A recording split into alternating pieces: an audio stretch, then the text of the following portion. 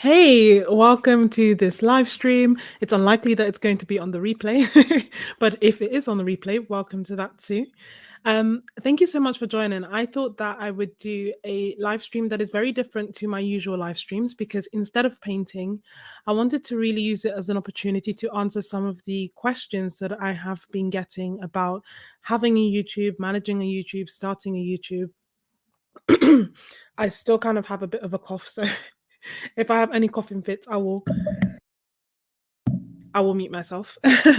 But essentially, yes, I kind of felt that sometimes, especially when starting off, it can be hard to get advice that's targeted. When it comes to art YouTube channels. And although I am not an expert, I am someone who's been doing it for the past 2 years. And I kind of thought that it would be nice to share anything that I have learned, but tailor it to the questions that you have. So I really, really want it to be a Q&A kind of session in terms of like, if you have any burning questions that you wanted to ask, now is your opportunity to do so.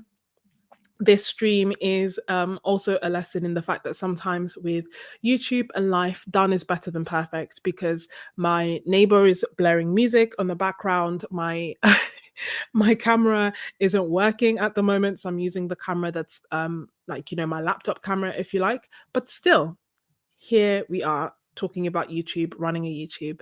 Thank you so much to everyone who's joining live.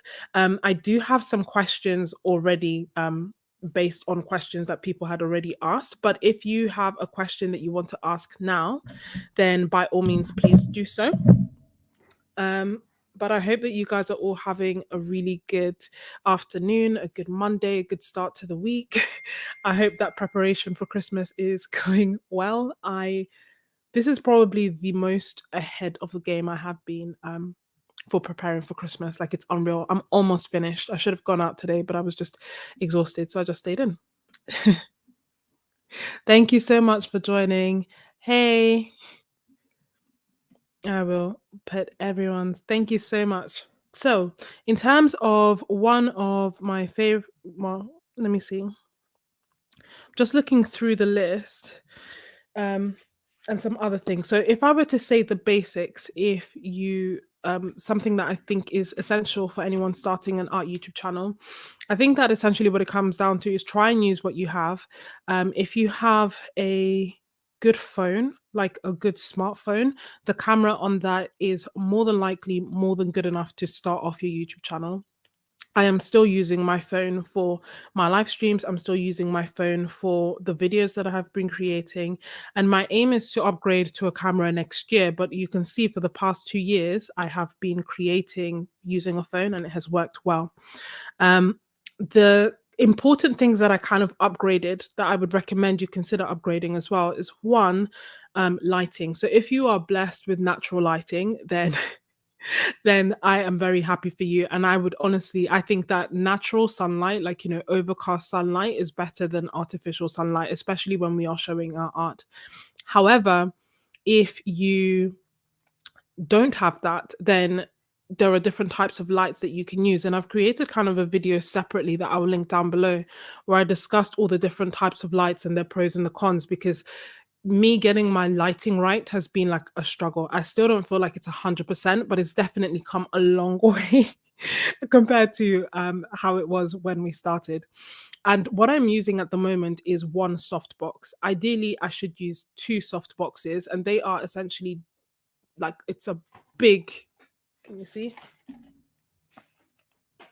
It's like a big square light that has a white sheet over it, which means that you don't get harsh shadows or as harsh shadows. And the reason that I say in theory I should have two is because I have one and I only have one main source of light, it means that naturally I will get a shadow. So to eliminate that, I do also use a lamp. But if I had two and I had them at like 45-degree angles, then that would kind of give me a really nice soft look, eliminate the shadows, but it would take up a lot of space and also generate a lot of heat. Let me see.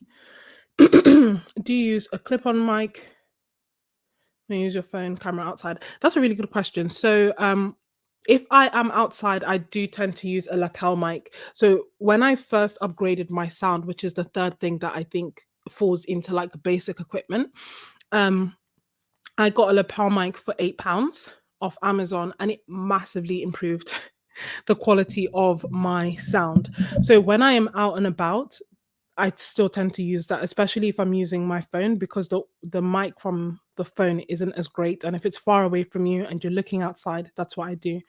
A lot of the time, if I am not recording the audio while outside, like if I'm going to use it as a B-roll, which means I'm going to talk over it and use it as an example, then it doesn't really matter how I'm using the sound. But for the most part, if I know that I'm going to kind of do an urban sketching, plein air kind of video, and I'm going to be talking through it while there, for example, when I was in Malta, then yes, I do have like a lapel mic. Hey, no, welcome. You're right on time. Sorry. So, if you have any other questions, please feel free to do so.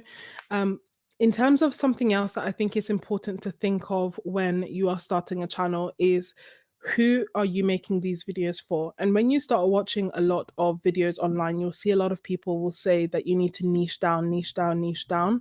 And whereas I think that there is some truth to that, um, I think that when it comes to the niche, in terms of like the specialty, the group that your videos falls into or your channel falls into, I actually think is a lot more helpful for you to think of your niche as like a group of people rather than just one thing. Because then if you think about it as like a group of people, or this one, avatar, this one person that you're creating art for, it can help you direct art, and it can help you like avoid being boxed in. So if you are literally like, I'm only going to create a channel about Sennelier watercolor papers or Sennelier watercolor paints, it may come that in a year's time or 2 years' time, you may not feel as passionately, or you won't want to try something else different. And you may feel, it may just feel a bit harder because everybody who's been watching you has been expecting one certain thing. But if you think about who you're creating for, in terms of like, are they beginner artists? Are they watercolor artists? Are they mixed media artists? Then that can really be helpful in guiding the videos that you create. And then it can help you inform why you're making videos, and also what kind of videos are you going to make. Let me see. Oh, thank you so much. You're so sweet. Thank you. I really appreciate it. Um, making me blush. Do I have, oh, good question. Do you have any tips or hacks when it comes to editing? Never edited video with my voice, mainly because I dread listening to myself talk. I know that feeling. Like yeah. I initially, when I started editing, didn't really like this, like hearing my voice back. With time, it's actually become something that I've got more accustomed to. Um, when it comes to editing, I use iMovie, which is a free software that comes with Macs. So my editing is by no means like, I wouldn't say that I'm the best when it comes to editing, because I'm not using like any crazy special effects or anything like that. But in terms of the advice I would give, if you're trying to use it free, if you're trying to do editing free, there is still a lot that you can do to make it look very high end. I think ultimately what matters more is like your your topic, your lighting, your mic, your camera presence. And I think a really good example of this, for example, is Lindsay the Frugal Crafter. When I watch her videos, I don't feel like I see any, crazy text going across, or wild transitions, or any like really drastic um editing, and yet her videos are so engaging, and she has such a good channel, and that's because of the camera presence that she has. So I think there's more importance on that. But a piece of advice that I would give, if you're using free software like I am, for example, is I tend to, if you can try to have somewhat of a plan of what you are recording beforehand, that will be helpful. And I know that for some, this will sound absolutely obvious, but for me, even now, which is terrible, a lot of the time I just press record and I just go with it, which means that afterwards, the editing is quite arduous because everything isn't necessarily in order. But if you can sort that out beforehand, then that will be massively helpful. The other thing that I do is like, I normally go through and I do like a rough cuts kind of edit. So I just kind of get rid of the big gaps that I know are a mistake, or when I'm repeating myself or anything like that, and I get rid of that automatically. I then like to go back again, and when I'm going back the second time, I like to add B-roll. So that's adding something. So A-roll is like your main video. So for example, if I was doing a video and this I was editing this, what you're seeing now would be A-roll. B-roll would be any footage that I add on top that would, obscure me, but adds to the story that I am telling. So for example, if now all of a sudden you could see a video of a park because I'm talking about being outdoors, that would be B-roll.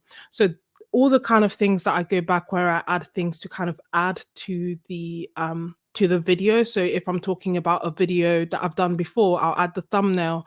If I'm talking about like a clip, I will add that clip from that video. All these things I kind of do at the second pass.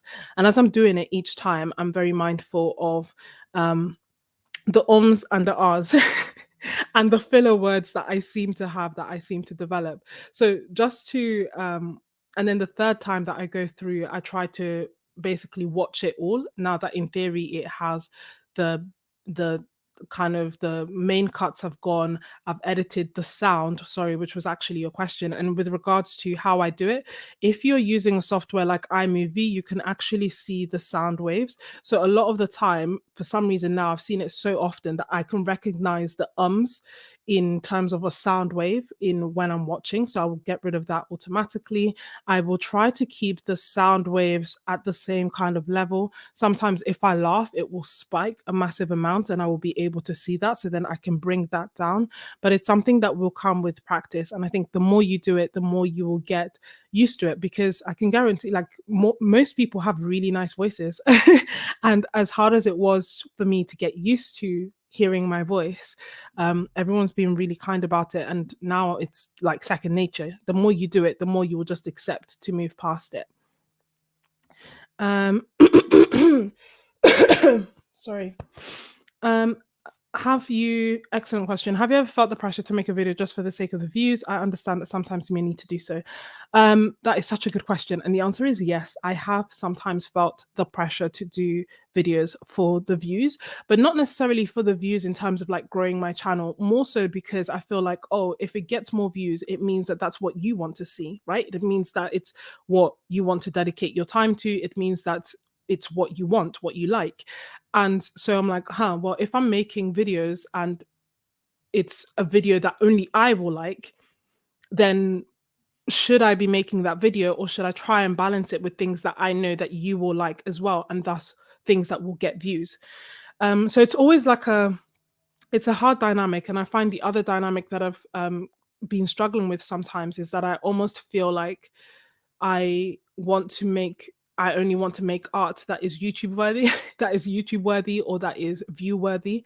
And that kind of got me in a bit of like an irritating place, in that I then wasn't creating anything unless I thought it was worth videoing for YouTube, which meant that I was creating a lot less. So it's definitely something that can be in the background. And one of the ways that I try to get around it is to try and do something that I want and that may not necessarily get views, and to try and make a video that I think YouTube, everybody else, the algorithm, the world will like. And quite often what I tend to find is that videos that will have my art, for example, like, or videos that are tutorials or challenges that I really enjoy, and I feel perhaps viewers who are really entrenched and engaged in my channel will enjoy, won't necessarily do as well. Whereas if I do an art haul, they tend to do better. But again, it's kind of like swings and roundabouts. So I think it definitely depends. But in order for YouTube to be sustainable for you, you should make videos that you enjoy. Like if you end up just making videos that you don't enjoy but they get views, then you end up building and creating a channel that is full of people who want to see something that you don't want to create.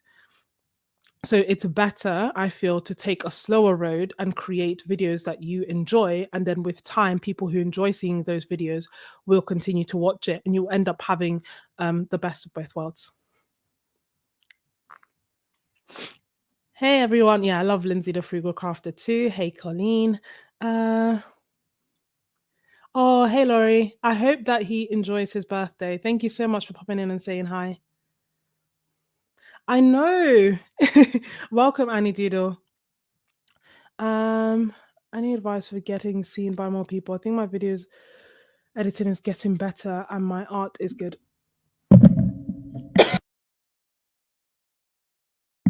That is a very good question. And I'm not an expert, but and I'm not talking about necessarily your channel in particular. And if I can, I will try to have a look later.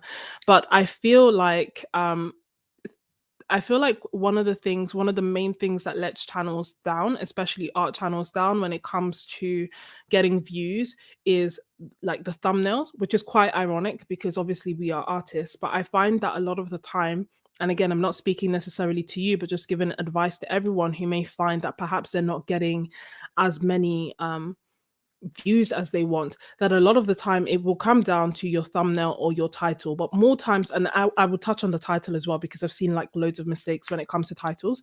But when it comes to the thumbnails, it's just sometimes less is more.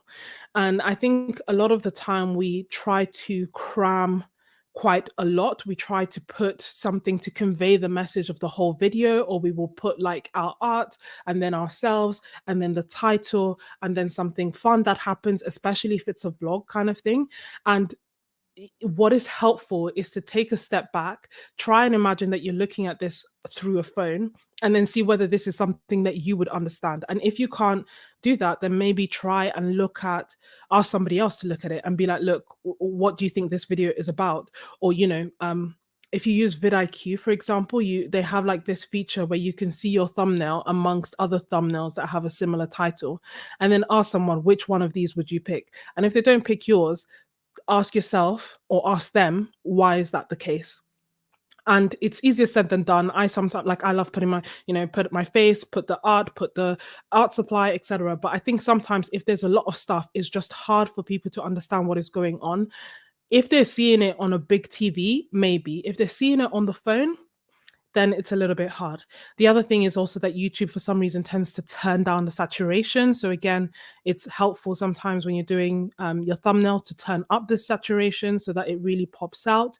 And something else that is quite helpful, and I can't really remember the name of the video, but I know it's a concept, and it's essentially like Netflix. Netflix have nailed when it comes down to creating thumbnails. Like they say almost like 3 items max, which means like either a face, not the entire title, but like, a face and 2 words, or a background and 3 words, something like that, but keeping it to like 3 elements. Thinking about like the colors that you're using and just trying to have less is more. As helpful as it can sometimes be to have branding things, just be mindful of the branding that you're adding. Like, is it actually adding anything to the thumbnail? Is it better for people to click, get to know you, and then like and understand you and look out for your videos, or to look for this random star that somebody has put in the corner that you will do all the time? Say a lot of people right now who did borders, for example, are suffering because now we have rounded corners, just things like that. I think it's super, super important to pay attention to the thumbnails that you are creating and trying to convey what you're trying to convey. And less is more. Doesn't mean that you don't need to have personality, but maybe have a look at billboards, Netflix, and other thumbnails. I started every thumbnail, every video that I was clicking on, I was started asking myself, why am I clicking on this? Like, what is it about this thumbnail that has drawn me in? What is it that has interested me? And if anything, I scroll past and I keep scrolling past it and scrolling past it, for example, is something that keeps getting recommended, then I ask myself, why do I keep scrolling past this? Is it that I don't like the colors? Is it that I don't understand what it's about? But more times than not, you will look at or I will look at the thumbnail. Most people will look at the thumbnail, be drawn in. An element of curiosity is fine, but it shouldn't be a master mystery. And then they check the title and then they click. And the reason that the title is also important is just in terms of like search engine optimization. And I find that sometimes when it comes to titles, you are thinking, or I am, or people are thinking about themselves in terms of me as the editor, thinking about what is in this video, as opposed to thinking about the person that I am creating these videos for. What would they be looking for, and what would they be searching for in order to find this video? And a good example is like, for example, art vlog. There are so many videos that are just called art vlog, and I feel like that kind of aspect or that kind of title you can do when you have a massive following who are looking for your art vlogs. But in a sea of millions of art vlogs, if you literally just put art vlog, nobody is going to find it. Or sometimes, if, for example, what would be more helpful is like if you're doing an art vlog, but in it you are doing, pages in your sketchbook, how to fill X, Y, and Z pages in a sketchbook, how to do a landscape painting, how to mount canvas, how to, do you see what I mean? Like doing questions and putting titles in that somebody would actually, like a human would actually look for. Um, Obviously, you can try and aim for, in terms of YouTube and being discovered, you can either be discovered through like YouTube putting you on the homepage, which means that you're doing something that's a little bit more viral, or you can be discovered by search. And if you can create titles that marry those two, then that is very helpful. So, for example, now I may do let me see, like say for example, I may do an art haul, but I may say like watercolors, like supplies for watercolor artists, because somebody who's a watercolor artist may feel more inclined to type that in, or may feel more inclined to type art haul. But if I literally had just written, um, look at um the supplies that I bought that I really like, nobody is searching for that and nobody would find. So I think that that is like just dedicating time to really hone in on the titles in terms of search engine optimization, and the thumbnails in terms of will people click on this, does this make sense, is really helpful. um Sorry, do B clips include adding music over your video? Yeah, you can certainly do that. In terms of B-roll, in theory, I see B-roll as actual video footage that goes over it. But there's no reason that you can't also add music. And where you would do that, I feel like would depend on the editing software that you're using it. So I tend to leave the music that I add towards the end of the video. So when everything is in its place and I have all the B-roll clips in their place, and I have, all the pop-ups and the subscribe and the etc.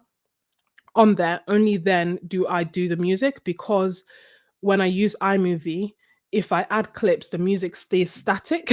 So in order for the music to stay with the clip that I want, I need to do it towards the end. It's just like a finicky thing. Yes, I think that is a very, very good point, Katerina. Consistency is very important, and consistency is something that I have struggled with, because it means more than one thing. It doesn't mean just posting; it also means posting at a similar time, or posting on the same day, for example, so that, and creating cute art is the person who taught me this lesson, because initially when I was watching YouTube back in the day, I would watch it at a random time, anytime. I didn't know when people posted because I didn't watch YouTube that much. And then when I started watching it more often, I became aware of the fact that creating cute art creates videos on Sunday afternoons. And I found myself waiting for her videos on Sunday afternoons and wanting to watch her videos on Sunday afternoons. It almost started feeling like part of my routine, which then made me think, if I'm doing this, perhaps other people do this as well. And perhaps it just helps build a bit of a routine if people know when to expect your videos. Now, does it mean that it must be the do all and end all? No, I've been terrible at at posting on the same day, even though I've made a point of posting every week. Sometimes it's Saturday, sometimes it's Friday, sometimes it's, but I do think that consistency in terms of like scheduling when you're going to do it and committing to it is very important in terms of the growth of your channel, but not at the expense of your well-being. It would be like my caveat to that. Oh, thank you so much for the super chat, Katarina. Yeah, Annie, you are not alone. My hauls tend to be hit and miss. I'm not gonna lie. They range wildly. So they range from maybe like 800 views to 12,000. Like I think, or 10,000. I think like that kind of range, which is massive. My most popular video is actually not an art haul video.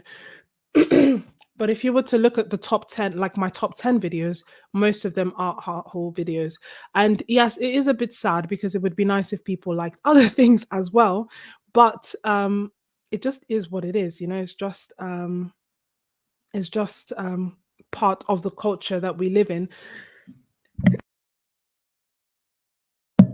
And I would say that if you're ever really discouraged and you're wondering, like, oh, does it work? Does it not work? There are some really great channels that I love that just don't do art hauls. And I find that so inspiring in terms of knowing like that, you can create more. So for example, Hamrib doesn't do art hauls and she has over, I think, 300,000 subscribers. Temi Danso doesn't do art hauls. Sarah Burns doesn't really do art hauls. Who else? And this is not to say there's anything wrong with doing art hauls. I also do art hauls, but it's not necessary. It's not it's not necessary to grow. There are just so many art channels that don't do art hauls or haven't done art hauls and they still grow. So it's definitely not something that you should feel like, if I can't do an art haul, if I can't buy art supplies, then I can't grow on YouTube, because it's just not true. And if ever you feel like that, just look at Hamrib's channel and you will see there aren't any art hauls.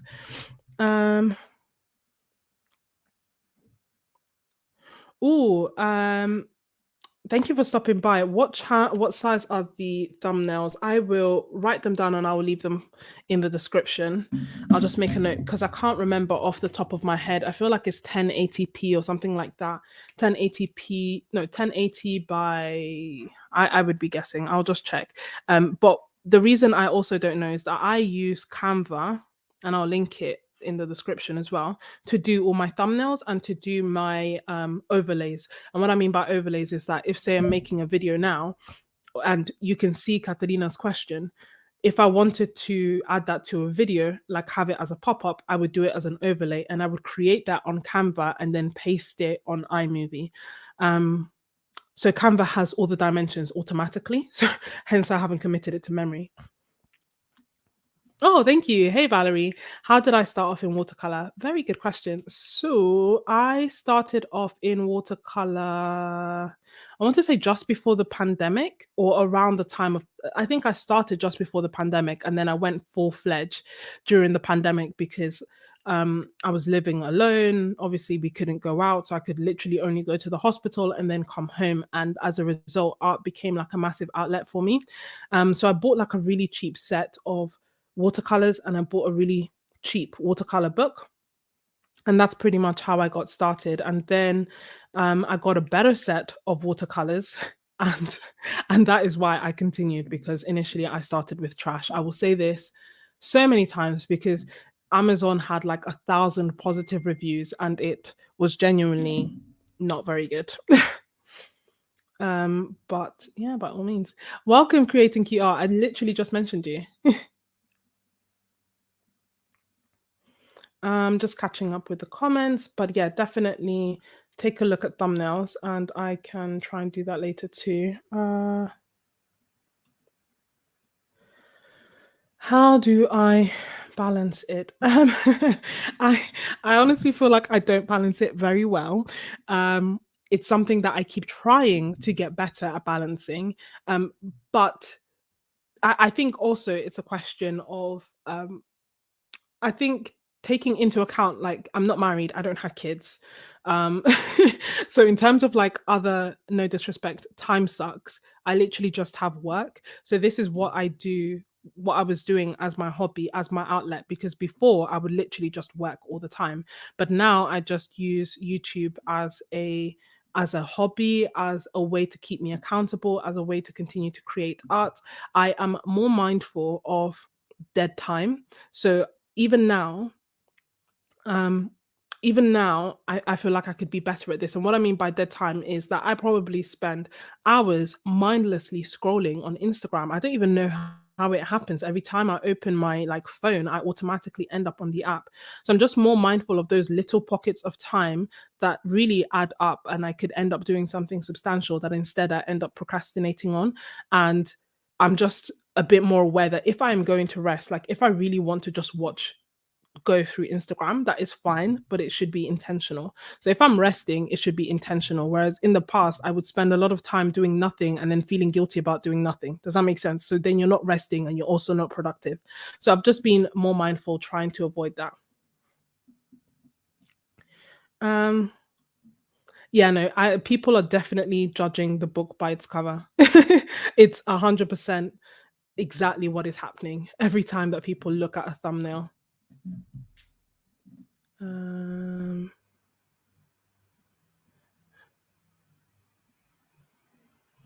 oh, this is a very, very good point. Just a reminder that if you're not finding many followers, that does not mean that you're a bad artist. There are many more elements to finding a following on social media than being a good artist. That is like nail on the head, 100% true. Like, really, really true. And sometimes I feel like, in terms of, there are so many pros that come from being on YouTube. But one of the cons of being on YouTube and social media as a whole is that sometimes it can really make you question what question yourself, question your art skills, imposter syndrome, just the whole works, because the metrics of reward almost feel like they should correlate to the amount of effort that you have put into creating this thing. After all, you're not just, creating your art, which in itself is a lot, and which in itself means you're investing time and effort into, but then you like spend hours editing it and recording it and doing all this, and then at the end you get next to no views. And this literally happened to me like earlier this afternoon. I posted a reel and it got 5 views in 2 hours. And I was just like, how do things take so much time and still they don't happen? But it's just the nature of the beast of social media, and it has zero correlation with the your art skills. It involves so much more. So thank you so much for pointing that out. Um, I'm just catching up. Tend to click on less. Yeah, yeah, no, me too. Thank you so much. Um, mm, oh, welcome. Welcome, Tabby. I hope that you enjoy it. But you should definitely get some rest. Just catching up. Oh, thank you so much, Winnie. uh, yeah, the struggle is real, but yeah, creating cute art definitely inspired me to nail down those to try, like I said, today is Monday, yesterday was Sunday, there was no video up. I went live to try and keep that consistency, but we are only human, so there's only so much that we can do. Oh, thank you so much. You are too kind. Honestly, I really, really appreciate it. Um, and the question, I hope that I have answered it. Yeah. So, in terms of balancing, I just really try to do my best. I'm more aware of my downtime in terms of time that I don't have anything else to do. I try to be, I try to cut out waste in terms of also cutting out time that I waste by not planning. So although I am not the type who can plan an entire video and script it, like it's just not in my nature. I can do outlines and I can record in bits to avoid me actually creating a 2 hour video when I only needed it to be 10 minutes. So there are certain things that I can put in place to try and balance that aspect. But it's definitely been a challenge and it's something that I continue to work at. But thank you so much for the super chat. I really appreciate it. And I hope that means that you are getting value from this. Uh, exactly. Yep, drawing with wassels. Do something in limbo. I completely agree.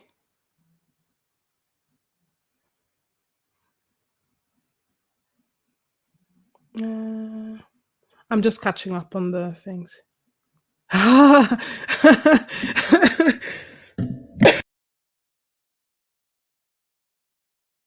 Sorry, I have a cold, which is why I keep cold, cough, flu. I think it was actually anyway. Which is why I keep coughing and muting myself. But excellent question. Hmm. It is a struggle in terms of getting it. It's definitely intentional. And what I mean by that is that there were brands that I knew that I wanted to work with that I actively approached. And I said, like, look, I have either used your products or love your products or would like to review your products. And I was just relentless, like, about finding brands that I really wanted to work with and getting in touch with them, just taking the first step. And also, and I think something that helped me change in my thinking in terms of getting me a bit better about doing this is that the I kind of felt like it was something I couldn't do because I wasn't big enough. I felt like I didn't have enough viewers, enough subscribers, enough engagement. Like these are all the negative things that I was telling myself. But really and truly, if you have a YouTube channel, then you are in a position of power in a certain way in terms of the fact that you have a pool of friends who all have a similar interest. So that is that is powerful that um you having even 300 people who love art supplies, who want to see this specific art supply is more beneficial for a brand than them spending thousands and thousands of pounds and then pushing it out to thousands of people, of which only two are actually interested in art supplies. So it's things like that that really like that change in mindset, the fact that I am valuable and the what I'm sharing and what I'm putting out in the world is valuable is what helped me to build the confidence to start approaching brands and kind of saying, hey, would you like to collaborate? And the collaborations look different depending on the brands and depending on depending on the brands really. So most of them haven't been paid. Most of them have been gifted collaborations, but a few have been paid collaborations as well. Um, but I'm if you have any more questions about that, I'm definitely happy to answer because I do think it was something that was very hard. One of the things that I'm struggling with that I need to work on is transitioning from gifted sponsorships to paid sponsorships. Um, and that's just because of how much time it takes to create art. Another thing that I would say is that the y- the getting of the sponsorships and the getting gifts will come with time. I feel like as the channel grows and as people are getting a bit more like savvy when it comes to like understanding the power of social media, brands will approach you. But it's still very important to ensure that one, you don't take up more than you can. Two, you don't become disingenuine in the way that you're creating your channel in an aim to kind of, you know, work with brands. So only work with brands that that you trust, that you have tried before, that you enjoy, um, and then kind of take it from there. So it's definitely like a massive, massive topic, and one that I am happy to answer if you want to know more. Uh, Yes to the collabs. How do you contact brands? Oh, so I it depends. But if I have their Instagram, I will message them on Instagram. If I have like a general email, I will message them, I will email them. If they have like a contact us page, I will go to the contact us page and contact them. Um, but the one thing that I would say about all these approaches is even with all the brands that I have worked with, even with the ones that were successful and that I actually worked with them, there were a lot of no's. As in, I was ignored a lot of the time, or I was just told, No, not at this time, not yet." So sometimes don't be too discouraged. Like I was definitely very discouraged. There was a point in like August that I was going to write a newsletter about how much I hate working with brands. But I didn't. Um, and this is all to say that it will be different, right? But just remember that you have value to provide. Um, this is okay in terms of like being practical and analytical. I would say that yes, I would get in touch with brands that I liked, that I trusted, that I have used, that I would like to work with, that I would like to share. And especially if there was like a brand that I wanted to feature on my channel anyway, then I would get in touch with them through Instagram. I'd get in touch with them through email or through a contact us page online. As well as doing that, I would have a media kit ready. And a media kit is essentially where you outline who you are, who the people who are watching your channel are. So in terms of like, you would say, or I would say like a junior doctor and also a mixed media artist based in the UK. I create weekly art videos for mixed media artists who are all over the world and tend to be female.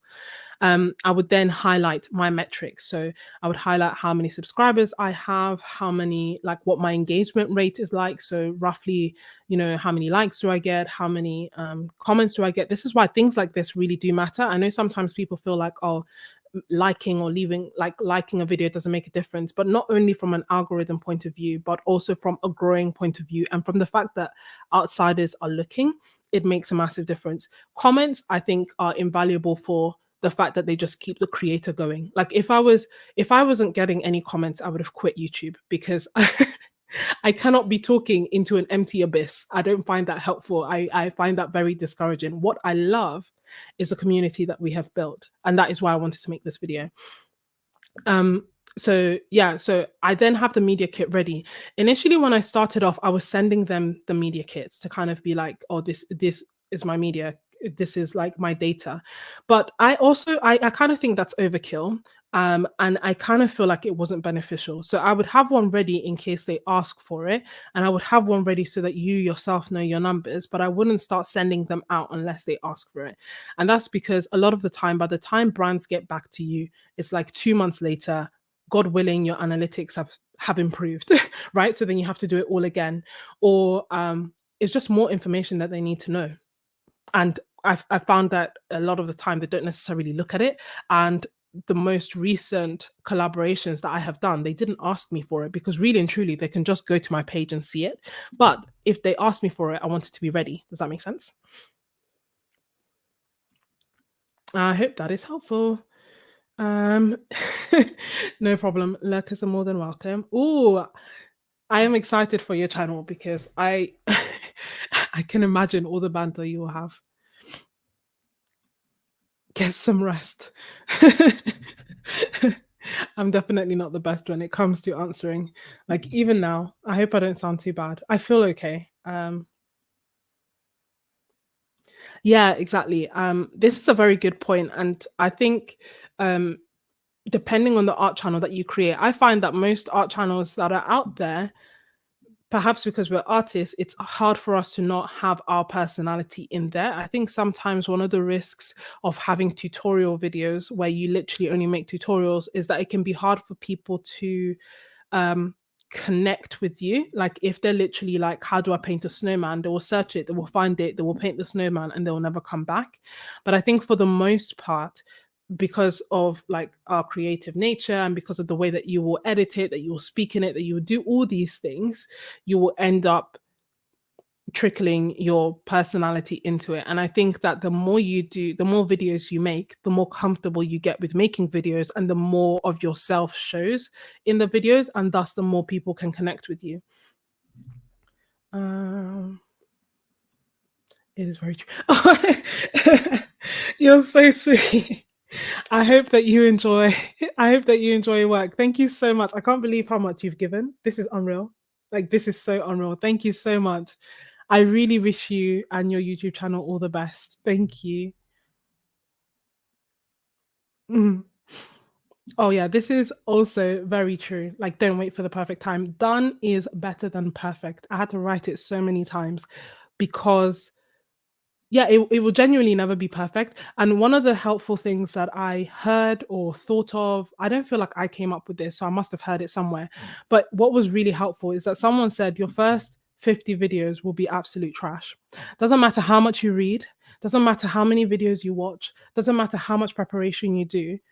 Let's say you are creme de la creme, top 1%.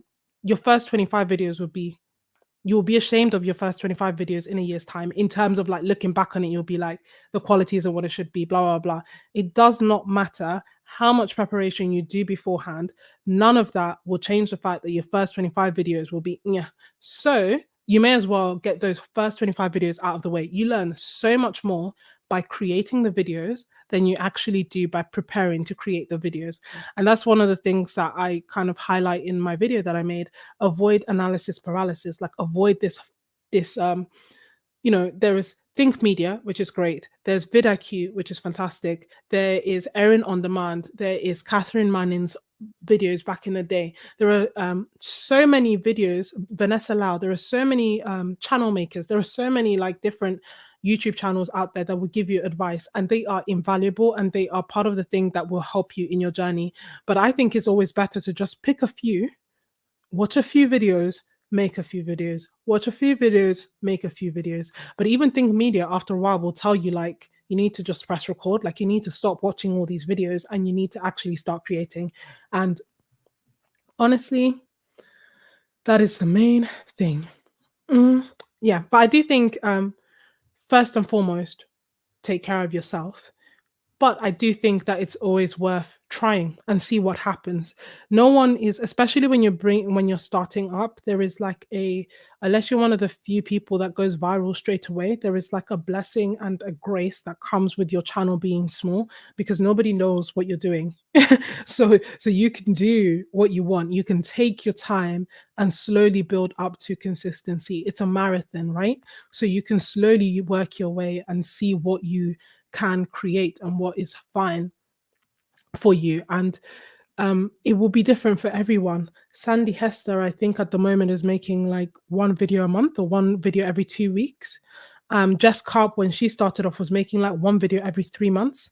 Temi Dansel makes maybe one video every 2 months. So it will be different for everyone. You don't have to, I think once a week definitely like helps. More than once a week definitely helps. But I think if you're doing 2 videos a week and you're going to like burn out, it is much better to just create one good quality video a week or every 2 weeks or every month, just however much you can do it. Another good example of this is Moni D Major. Like I love her channel. I watched one video and I subscribed straight away. And she doesn't make videos every week. She makes videos less frequently, but every time that they come out, they're definitely worth watching. um You are more than welcome. You look to have made your watch time requirement. How did you do that? So I did do that. I got monetized in July. Hey, thank God. No, actually, tell a lie. Did I? I got monetized in June, I think. It's a long story in terms of like I probably got monetized in March, but I didn't cross the threshold, so I didn't actually get any money until June. Um, or actually, I probably crossed the threshold in June and thus got paid in July, if that makes sense, even though I had been monetized for time before. How did I make the threshold? So by the time that the threshold that we're addressing is 4,000 watch hours, and you also need 1,000 subscribers. But in terms of the 4,000 watch hours, um, trying to think which videos had the most watch time. I think it depends. I think what helped me was having like variation in terms of the videos that I was creating so that I was catering to the same who but in a different way. So I would have some 8-minute videos that would just talk about some supplies that I like, but then I would also have 30-minute videos that would kind of do a sketchbook tour and last a lot longer. And slowly but surely doing all these videos ended up amassing watch hours.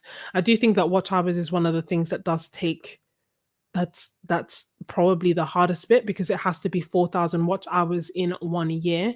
But again, I think doing things like ensuring that your thumbnails are good, that your title is good, which then means that people are being attracted to your channel, is what will then help build up that watch time. And another thing, I don't know if this is 100% true, but there was this rumor going around on YouTube that basically said that when you get a certain number of impressions, which means when YouTube kind of shows if you get 1,000 impressions, it means YouTube has shown your thumbnail to 1,000 people. If you then get a lot of good engagement, the following week it will show it to 7,000 people. That is the rumor that was going around. So sometimes it's just a question of trying to really create videos, like put your best foot forward, take actual pictures for your thumbnails. Don't do screenshots from the videos that you actually have. Vary the amount of videos that you're creating because although shorter videos won't necessarily get you longer watch time, they could get you more impressions. They could get people coming back to watch more. And that in itself will mean that your longer form videos will start to do better. Another thing that can also help is live streams, but this is touch and go, and I don't know if this is necessarily for everyone. I had built most of my watch hours before I started doing live streams, but live streams, because they last longer and because you can really engage with the people that are watching, in theory, you can get more watch time. That being said, live streams never do as well on the replay for me personally. So I could get to, I mean, this is a massive amount. We have 27 people watching now, but I could get 27 people watching now. And then on the replay, maybe like a third of that will watch. So it does really depend. But I think the most that I can advise is to just really play with everything because it all adds up. Oh, thank you. I honestly still can't quite believe that that not only that we're growing, but the community that we have. That the fact that I recognize your names, is that not wild? That I see your name and I can think of like, oh, you like creating this kind of art, or I remember a message that you've sent, or it's just wild to me. Like I love that. Mm. Yeah, you must be limits. Oh, yeah, my bad. If you're enjoying this video, if you're enjoying this video, hit the like button. I don't know how I keep forgetting this. Not only that, I also forget to tell people to subscribe. And oddly enough, like even in my live streams, I think it's something like 70% are subscribed and 30% are not subscribed. And I feel like my live streams are quite involved, right? And quite long. So I'm surprised that someone would watch me for that long and then not subscribe. Um, but yeah, definitely hit the like button, subscribe if you're enjoying this video, leave me a heart in the comment, all that good stuff. But yeah, also keep the questions coming because as you can see, I'm an open book. Do you have collabs beneficial to your channel? Are they just for fun? Do I think they're beneficial for the channel? I think they're beneficial like in the long run. So yeah, I do think that they're beneficial in a way. I think it's it depends on how you do it and what you get from it. What I have enjoyed from doing the collaborations is I get the opportunity to think about things in a different way in terms of because I'm thinking about from a brand perspective and trying to mix that with what you want to see and trying to mix that with what I want to create. So it's just a slightly different way of thinking about the videos that I'm creating. I love getting free getting free art supplies. I'm not going to lie. I absolutely love that. And from a financial perspective, it is good to be at a point where I can run a YouTube channel and make videos on art supplies and not have to buy the art supplies. That's not to say that I don't have to buy any art supplies or that I needed the collaborations in order to make art videos because I had more than enough supplies in order to do so. But from that point of view, in terms of like, it's just fun, it's just nice to get more art supplies. And also I think in terms of like scope of growth, right? When it comes to making money on YouTube, for the most part, down the line, in general, most of the money does not come from ad revenue. So it doesn't come from, YouTube's program. Once you've hit 4,000 watch hours and 1,000 subscribers and you start getting paid for the videos, you're not getting paid very much. So in terms of thinking long term, monetizing the channel and how like a stream of income, the potential of having sponsors is like a good one, right? So if you want to monetize your channel, then from that perspective it is good because you're getting used to working with brands and you're getting used to the business side of YouTube and you're getting used to like invoicing, contracts, all that good stuff. um but I do think that is something that it should be done carefully because one, you'll be approached by brands that say, for example, don't necessarily have a good reputation, or you'll be approached by brands that say, even if their reputation is intact, right? I personally don't want to make a video talking all negatives about a product. Not to say that, so personally, if it was a brand that I didn't really know and trust them, and there was a chance that they would send me this product and I would hate it, that is a situation that I want to avoid. The other thing, or the other aspect that I found challenging was, like I said, I was getting ignored a lot. Like honestly, it's not even being ignored; it's just disrespected. Like the either the way that people were writing or the way that people were treating me or I felt I was being treated, nobody would do that face to face if they could see that you were a person, right? But they're seeing an email or they're seeing an Instagram message and they're making assumptions about you or whatever, not necessarily. But from that perspective, the reason that I had to like take a step back from working with brands is because it really it started chipping away. It felt like I was chipping away at the self-worth that I had when it came to my YouTube. Does that make sense? So not necessarily me as a person. Like I have, I'm a child of God. I have like intrinsic, extrinsic ways of valuing myself, but it did kind of feel like I was taking knock after knock after knock, and imposter syndrome was growing and growing and growing because I was working with brands that didn't see my value and didn't see the value of working with me. So that's why I think it's like swings and roundabouts. It depends on what you want to get out of it. And the other thing that I will say about this is that sometimes you get kind of caught up in this and you forget that if a brand you there are different benefits that you're getting from a brand. You're either getting money from them, and in which case it better be worth it. You are getting art supplies from them that you either wanted or were going to get yourself, and you're building connections, right? So, for example, I may decide I'm not going to get money or anything like that because I want to work with this brand long term. I like their brand, I respect the brand, and I want to work with them. Etcher would be a great example of this, right? So I really wanted to work with Etcher. Like I thought they were amazing, and I wanted to work with them. Um, and to don't know how to illustrate my point without being disrespectful, but not talking about Etcher, just talking about in general. Sometimes you have to think if somebody is offering you a £15 art supply, right? I don't know about your finances, but is it worth taking that collaboration and spending 20 hours creating that video for that £15 art supply? Or are you better off buying that £15 art supply if you want it down the road and just creating what you want to create? Right. So that's something that you always have to have at the back of your mind, because at some point, sometimes I started feeling like, oh, getting free anything is great, but that is not true. It is not free, right? You are working for it and your time is valuable. So you always have to also have in the back of your mind whether the time that you're going to invest in creating this thing is also worth it. So I do it for both. I do it for fun. I do it because I want to work with the brands, and I do it because I like the supplies. I do it because sometimes I get paid, but when I've got paid, it's only been from brands that I had worked for free before and that I wanted to work with, if that makes sense.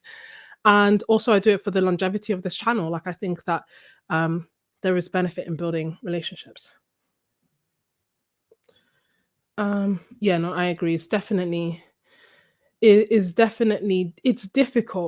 is difficult. So for example, Steve, I can't remember his surname. This is so bad. Steve, the Mind of Watercolor. He does primarily tutorials, but he's built a massive community behind him. But I do think it's like it can be harder, but it depends on if you do tutorials, then you will rank more for search. So people will be searching for your videos, which will make it a bit easier to find.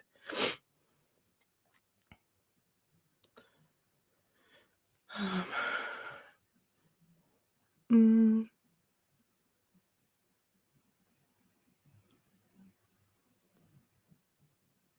Yeah, yeah, no, you get more. Someone said something along the lines of, I think it was Ali Abdal, who was basically saying nobody is really watching you. And if like, and that is true to a sense. And what I mean by that is the people whose opinion really matters, if they're good people, will support you. So, for example, the opinion to me that really matters is my family's opinion, and they support me, and thus it's fine.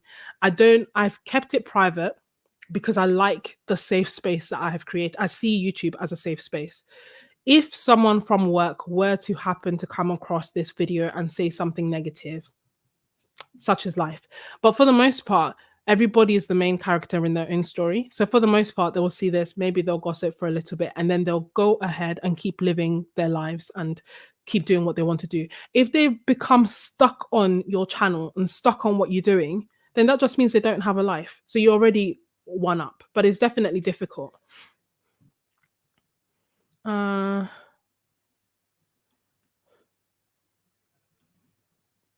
Yay. I haven't seen her in a while, but I know that her work is very like straining, and I can imagine her work would get busier in the winter. So I don't know if it's just a question of like having other life stuff going on. Yeah, I don't think you necessarily have to do it weekly. I think that when you watch a lot of videos telling you to start YouTube, they will tell you to do that. And I think that it's good in terms of like building discipline, etc. But I do not think it is necessary. I think it is just better to create better quality videos however often you can, and perhaps letting people know it's going to be monthly, for example, so that people know to subscribe. Because sometimes if someone comes on a channel and then they see somebody hasn't posted in 3 weeks, they don't know if that's your schedule or if you're gone and you're never coming back.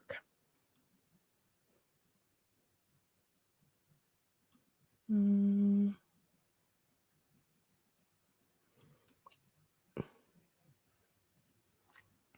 Yeah, no, I think time it out, which is hard. Don't get me wrong, like I still struggle with that.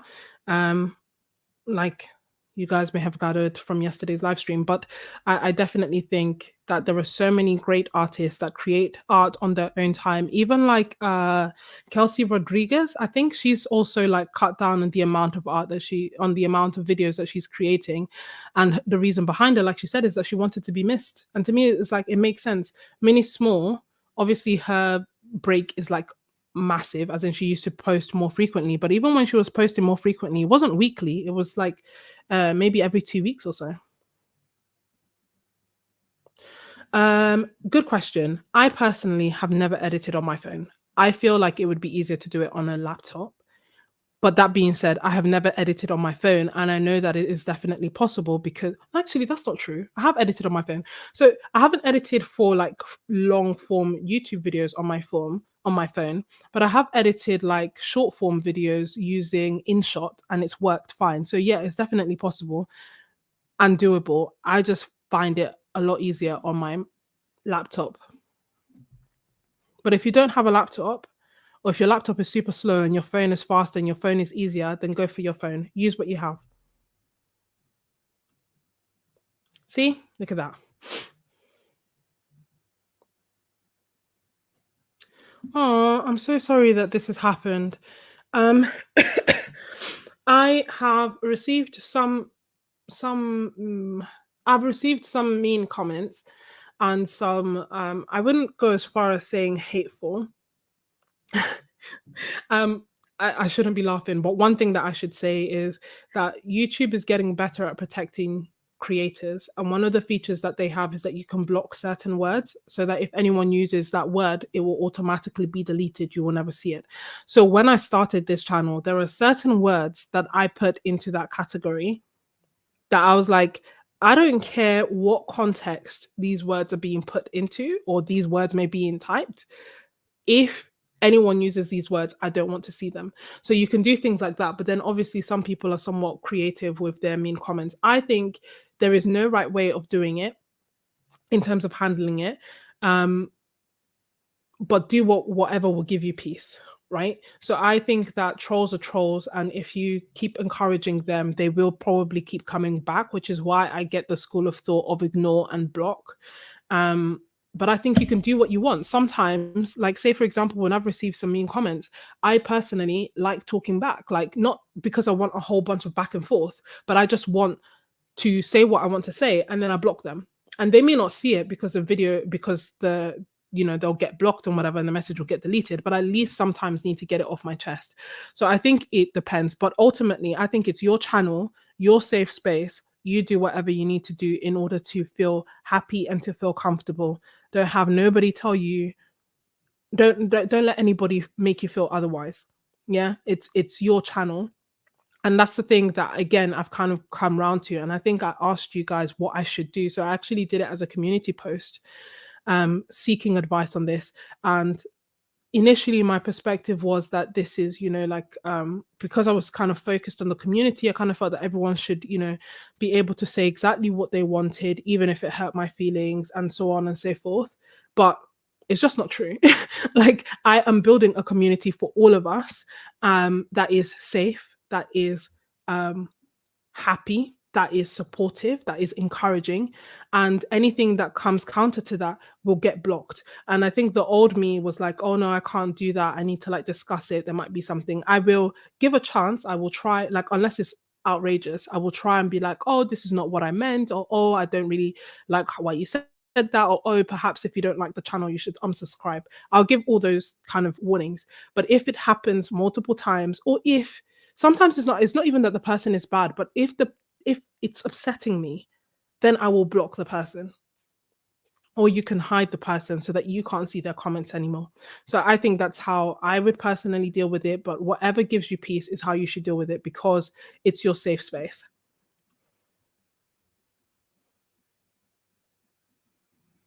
Mm, live streams do take up time, and I find time to draw art at funny times, and I get too lost in the art. Um, yeah, I think I personally, I wasn't sure I would love live streams. It's something that I've only been doing for the past year, but I've really been enjoying doing them. I do think that they are like an acquired taste, which is why I told myself I could do 3 before I could quit. And by the time I did the third one, I really did enjoy it. But the reason, one of the other benefits of live streaming is no editing. And for someone who, like me, takes a long time to edit, I think my laptop is slow, I am slow, I get distracted, etc. The beauty of live streams, of just accepting the imperfections and going with it, is great. If I were to take this live stream that we're creating now and try to make it a video on demand, which I probably will end up doing later on in terms of not this exact video, but if I were to try and answer these questions in an exact video, it would take me days to be able to record the video, edit the video, and put up the video. Like, saving the video alone takes me 2 hours. But with this, it's just out. I just wanted to get the information out, and I kind of felt like it was becoming a barrier to entry. Oh, would I ever give up my day job to do art full time? No, no, no, I don't think so. I do. So medicine, medicine, like it has its ups and its downs, and I'm not going to lie. Over the past couple of years, there's definitely been more downs than ups. Um, but I don't think I would give it up entirely. Like, I don't think I would um go part-time. Certainly try and get a better work-life balance, most definitely. Give it up full time, I don't think so. Mm. No, no, it's fine. It is a day job.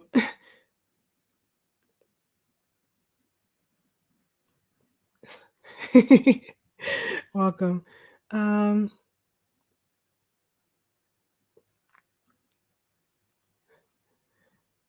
no, that's true. Uh, oh, thank you so much, Ikogiki. I really appreciate it. Uh, oh, whoops, my bad.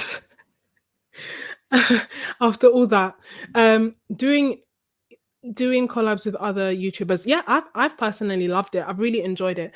It's just been really fun, and I think I haven't done that many, um, and I kind of feel like the YouTubers that I've done collaborations with have been ones that I like jam with. Does that make sense? They've been like YouTubers that I could see us being friends basically. So I kind of felt like the video would give that kind of vibe.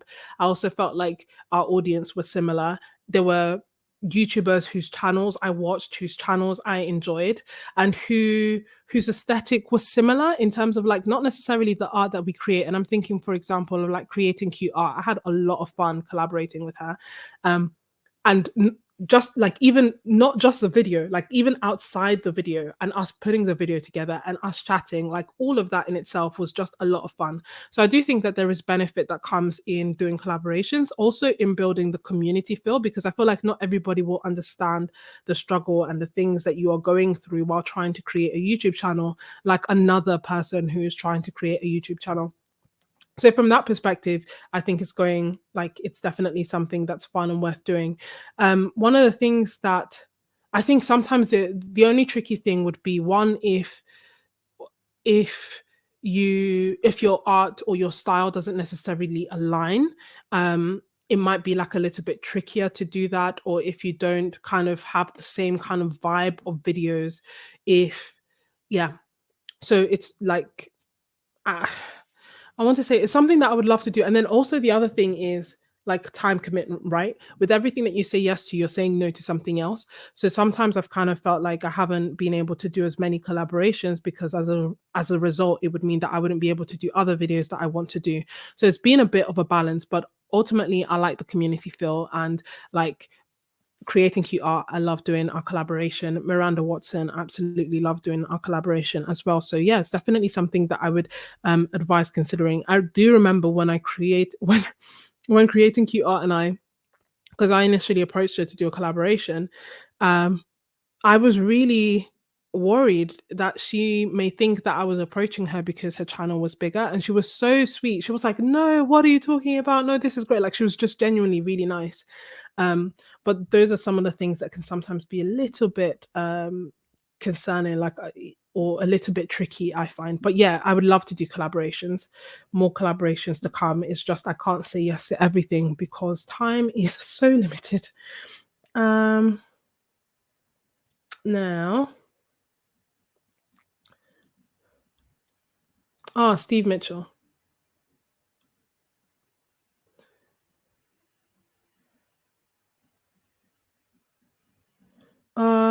No, you can say no.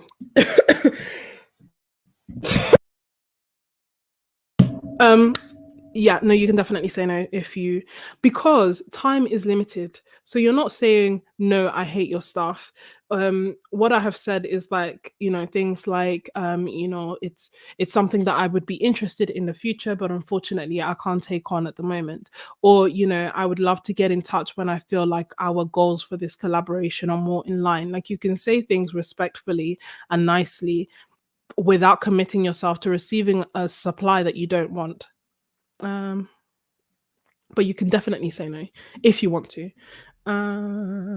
What are your favorite future goals for this channel? Any kind of art supply you want to challenge yourself with? Oh, I was thinking about this earlier today because of your video. So Creating Cute Art did a really great video talking about her art goals, both the top 5 from last year and the goals that she has set for 2023. And I have been meaning to do a similar video, but when I looked at my goals, I was like, crap, I haven't achieved anything. No, let me correct myself. It's not that I haven't achieved anything. I have achieved way more than I thought I would this year, but none of them are my goals. So I kind of feel like my video would be like, oh, I said I would do this and I didn't do it, and I said I would do this and I didn't do it, and I said I would do this and I didn't do it. So I don't know if it would be like the greatest video for people to watch. Which then had me thinking, what kind of goals should I set for next year, if at all? One thing that I want to try and do, which I haven't really thought of, is to try and do like a 12-week year, which is basically where you try to achieve your goals and you kind of look at your year as 12 weeks, which is a quarter essentially. And I kind of feel like I might try and do that. So have resolutions every 4 months. Am I making sense? Every 3 months, sorry. Have resolutions every 3 months and kind of take it from there. Um, but in terms of future goals, I'm a bit stuck. One of the goals that I've had for a while is not necessarily about the supply, but the medium. Not the supply, but the subject, and that is portraits. I really want to try and do more portraits, and I want to try and do more landscapes. I just want to create more art in general. I've just finished recording a video where I went through the majority of the art that I created in 2022, and that made me feel a bit better. But beforehand, I kind of felt like I really hadn't created as much art as I wanted to compared to the year before, because YouTube takes time, right? So the time that you would otherwise use painting or drawing, you then dedicate to editing, which is fine. You're still creating in a different way. So yeah, I think one of the goals that I would definitely have would be to focus on creating portraits, focus on creating landscapes. I'll give a specific number. It will probably be 50. Um, and then kind of take it from there. But I definitely have to think about what I would want to do, and also more a bigger focus on watercolor and gouache. And watercolor as a whole, just the supplies that I have, I feel like I need to start using them a lot more. Oh, I'm sorry that you have insomnia. Thank you so much for joining Paint and Hiding. 100% agree, quality over quantity. If you have any questions, please feel free to ask. Um, yeah, no, it is difficult. Um, I don't know. You can let me know how you record in terms of what you use. But one thing that is somewhat helpful initially is I started trying to imagine that I was doing a video chat with a friend or with a family member. Like, when I am talking to the camera, that is what I feel like. And the thing that helped me in doing that was talking to you guys, asking you questions, speaking to you in the comments. That is why, like, I feel like everybody is different, but for me, I desperately needed that level of connection so that when I look at the camera, I am thinking of someone. And when I am thinking about a painting that I did where the house looked like it was on fire, I'm thinking of Miss Ebony. And I am not just talking into a camera. In doing so, I am actually thinking of you and I am talking to you. Um, Obviously English is kind of my second language, but not quite. So that definitely adds a level of complexity. But I think again, it's just a thing that will come with practice, looking at the actual camera. So right now I should be making eye contact with you. It is hard sometimes to look at the camera in terms of like the actual camera lens rather than looking at yourself like I am doing right now.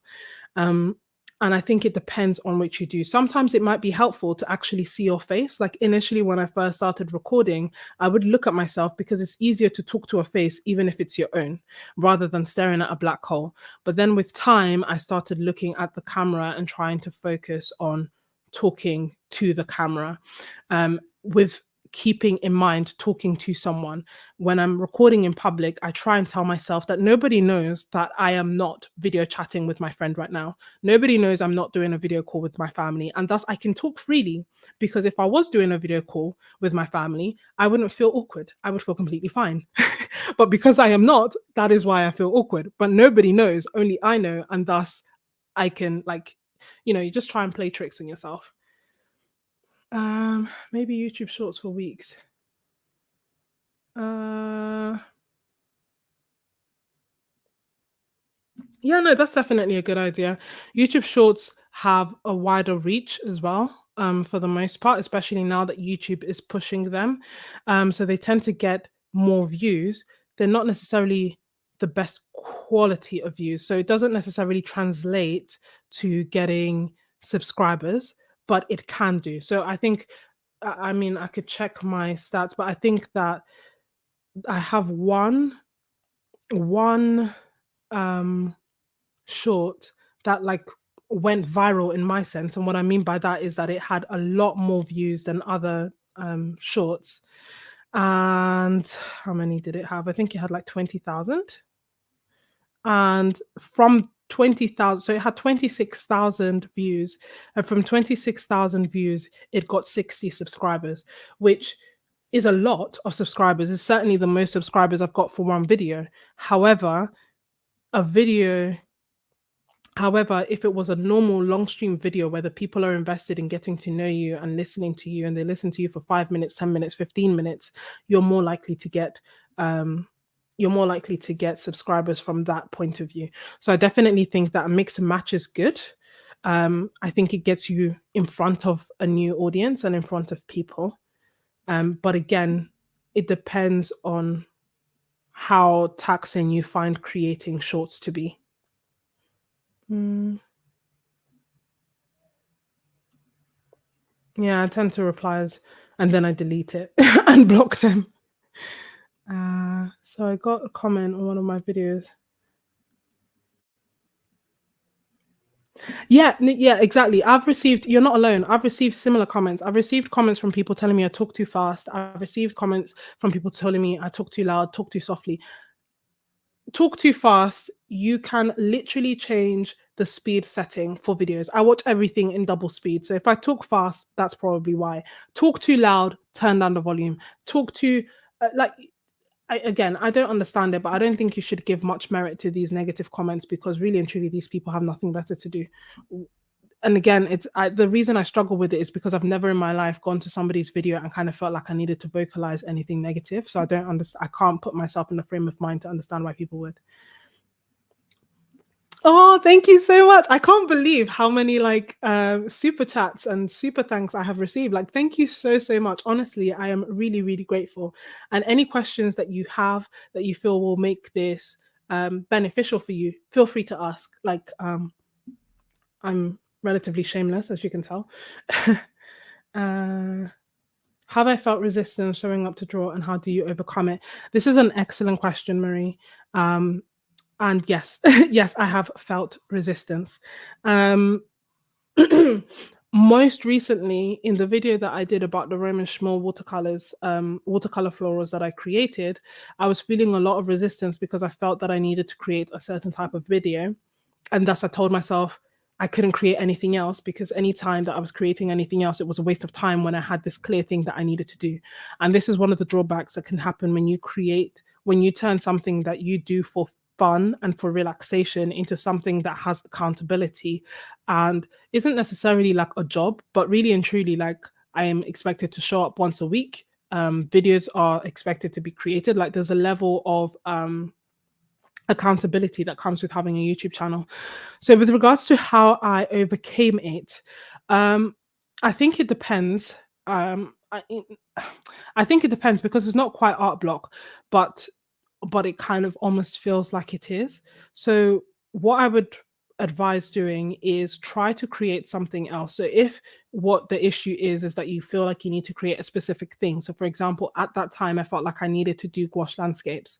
Um, then do something else that you will enjoy doing, or take a break, or think of a different video idea. So if you don't feel like drawing, do you feel like you could go out to a gallery and could you record that? Do you see what I mean? Like this is the thing or the beauty of thinking of your niche as a person as opposed to just a thing. Even if you are like, yes, I'm a graphite artist, if you can't draw today, could it be that you look through your favorite books that have inspired you? Could you go to a gallery and record that? Could you walk around in your area and show people how you find references from your local space? Could you you just have to then start thinking about things that you want to do that are somewhat artistically related, that are not exactly what you feel like you must do at the moment until that feeling passes.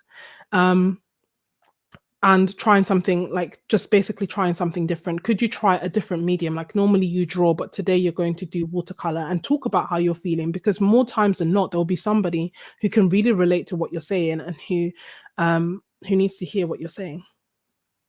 So I hope that I'm just I hope that is helpful, but essentially that is what I try to do to overcome it. I rarely try to just push through, because I feel like if I keep pushing through, that is what will lead to burnout, and then I'll make no videos. So I'll try and change it up. I was meant to do landscapes. I didn't want to do landscapes, so I did florals. I've done different types of videos. Like I've been doing talking head videos. In terms of like, my no buy video was a talking head video. My what paper should you use for gouache was doing experiments, which is completely different to what I'd been doing in the past. So I just tried to do something else until the feeling passed. And with time, the feeling does pass. Mm.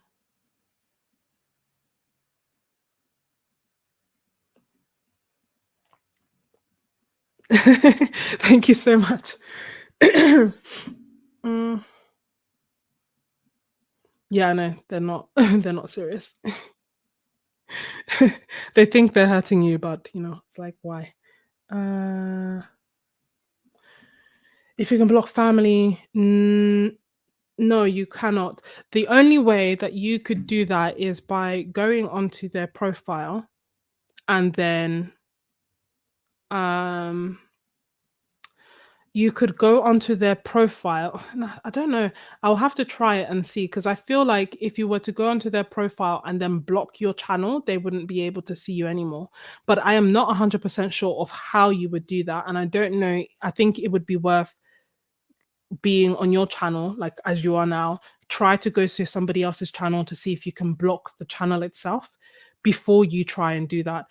Only reason being that if you then go from your relative's phone, for example, to your site and you can't actually block it, you're telling YouTube that this phone wants to see this profile, and it may get recommended, which is the exact opposite of what you want to do. Sometimes if it pops up, you can say, I don't want to see this channel anymore, and it will not be recommended again. But I don't know how to do that initially, like if it hasn't popped up already. But if I find out, I will let you know. When watching videos, the audience, does it matter if close video a couple of seconds before it's officially over? Does it cost you minutes or anything like that? Can you see how much people see? Yes, I can see how much people see. It's and does it cost?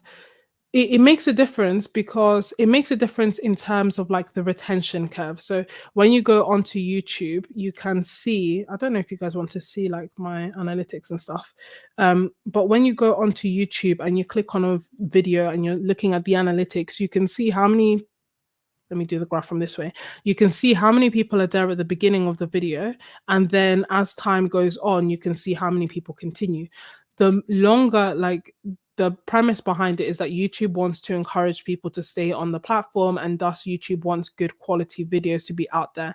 And the way that they recognize that is through satisfaction. So through the likes that you leave, but also whether you watch it. And sometimes they will ask you, did you enjoy this video? So if a video, for example, keeps tailing down and nobody watches the end, that tells YouTube that it isn't a great video. And thus, and it also tells you as the creator that it isn't a great video. There is something about the point where people are leaving, where people are either getting bored, disengaged, they're not finding it helpful, they are irritated, something is happening at that particular point. It's natural to have like a dip. Like I've never had an 100%. I think the most I've had is 45% retention rate towards the end. But ultimately, I think that if you don't want to watch it, you shouldn't watch it. I think time is so precious that when I am creating videos, and when I'm putting bloopers and when I'm doing all of that stuff, I'm literally doing it for your entertainment and for whoever is watching it's entertainment. And if it's not entertaining, then I would rather you just go and live your life and do what you enjoy rather than endure a minute of something that you don't want to watch. And if that continues to happen with time, I will see that, oh, okay, there's something about the ending that I'm doing that people don't enjoy, and I can change it accordingly. But yes, it does make a difference. It does affect the retention graph, which does affect how YouTube pushes that video and pushes other videos that the creators make. And also, if the creator has adverts at the end of the video and you don't watch them, they in theory also won't be paid. So it affects a number of things. But I think ultimately, if you enjoy it, keep watching it. If you don't enjoy it, just watch something else. I think that's the best way to go about it. I'm so glad you enjoyed it. Honestly, our Zoom sessions were so great. And yes, I would love to do another Zoom session. And no, you could never bug me. Like our sessions were therapeutic. So I would definitely be down for that. In fact, I've written a message that I was going to send you that I will send you later about doing another collaboration. Honestly, that protection of time and knowing that you're not going to help you so much. Oh, thank you. Welcome, the mightier pencil. Welcome, Austriglio. Hey. No, Miss Ebony, you will be remembered for everything else and all your other supportive comments. My family genuinely know you. But the house on fire is something that I can never forget. Have you ever felt very stressed that you did an art haul just to feel better? Need tips as I'm close to doing a stress relieving art haul, but I need to restrain myself. Restrain yourself. We believe in you. Have I ever done it? 100%, loads of times. Most of my art hauls are probably as a result of me being stressed. I think, yeah, no, I think maybe the first two weren't as a result of being stressed, like they were as a result of just genuinely being excited. And then the more, no, maybe that's not true. I don't know how true it is. I wasn't like fully in tune with it until I did a no buy for 4 months. It was meant to be a month, and then I extended it to 4 months. And I found it very hard when I had a bad day not to buy anything, and that's what tuned me into the fact that I was buying art supplies to make myself feel better. In terms of tips to avoid doing it, if you have enough, so there's a video that I made about surviving a no buy, and I would recommend that video. I tend to go back and watch that video every time that I feel like I need to do another art haul. I watch it again and again and again to kind of get me outside of that mindset. So focus on the supplies that you have. Give yourself an art challenge that has nothing to do with buying new art supplies, but with using whatever supplies you have at home, or a supply that you haven't used in a while, or do this in your style challenge. You need to do something else to give you endorphins, essentially, to give you the, dopamine feel good factor that you would otherwise get from buying those art supplies. And most of the time, the endorphins and the feel good factor comes from all the search that you do and the idea that it's going to come, not from the arrival of the supplies themselves. Because there have been times, I kid you not, where I have bought something and I was so excited about it, and it arrives and I don't open the box for like a week or 2 weeks. That makes no sense, right? Like I was so excited. I felt like I needed it in my life now. I couldn't wait for a sale. I couldn't wait for anything else. I needed it right now. And then I don't use it. How long does it take you? I hope that helps. But I am here for you because I know the struggle. How long does it take you to get monetized? So it's different for everybody, but for YouTube, they have different criteria. You need to have 4,000 watch hours in 1 year, and you also need to have 1,000 subscribers. They have just introduced a new metric, which is that you can have 10 million shorts views. Kudos to anyone who can achieve that. I think that's unreal. But that's essentially how you get monetized. And for me, it took 14 months. For others, it will be a lot quicker. And for others, it will be a lot longer. It is just such a massively variable thing. Yeah, me too. Um, I must be quite behind. I'm going to.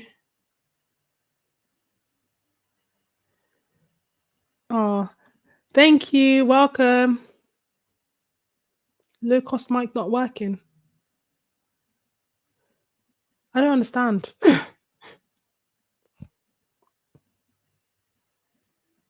No voice, I leave. Okay. So this is an example, for example, of Arnav.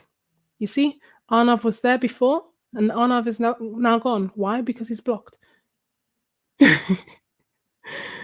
um, um, I'm already roasted though. Yeah, no.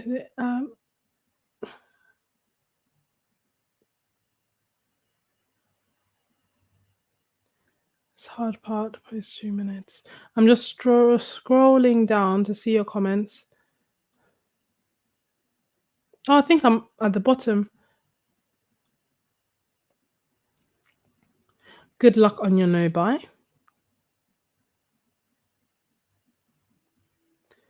And does this mean we have no further questions?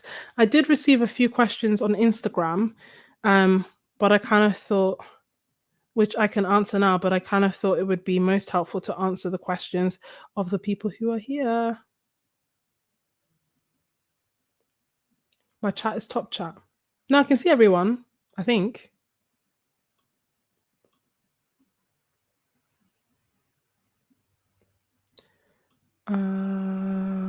Oh no, maybe you're right. Live chat. I still kind of.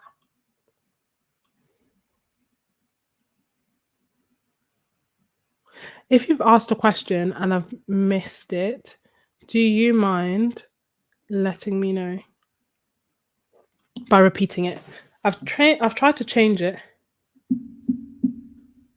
Oh, he threatened to roast you. Sorry, I've blocked him. In the future, I will beg my siblings to be moderators.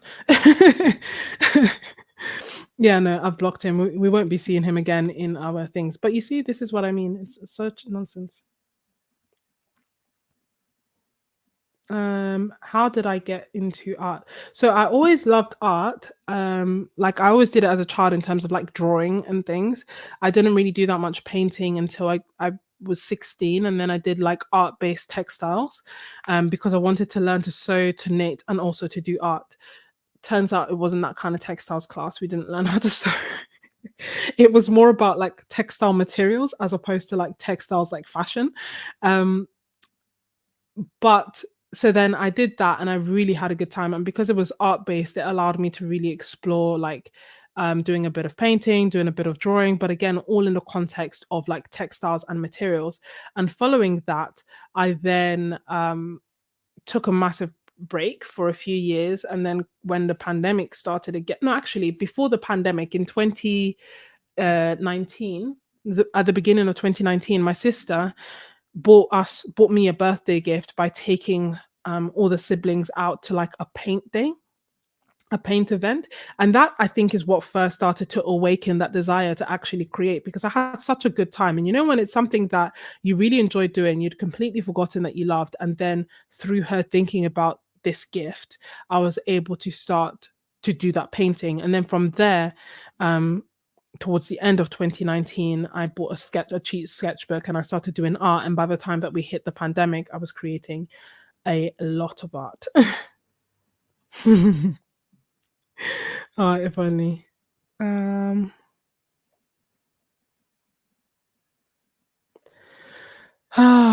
this is a good question. Um, let's let's get real for a second. Um, do I have someone with me when I'm doing plein air painting? Most of the time, but not all the time.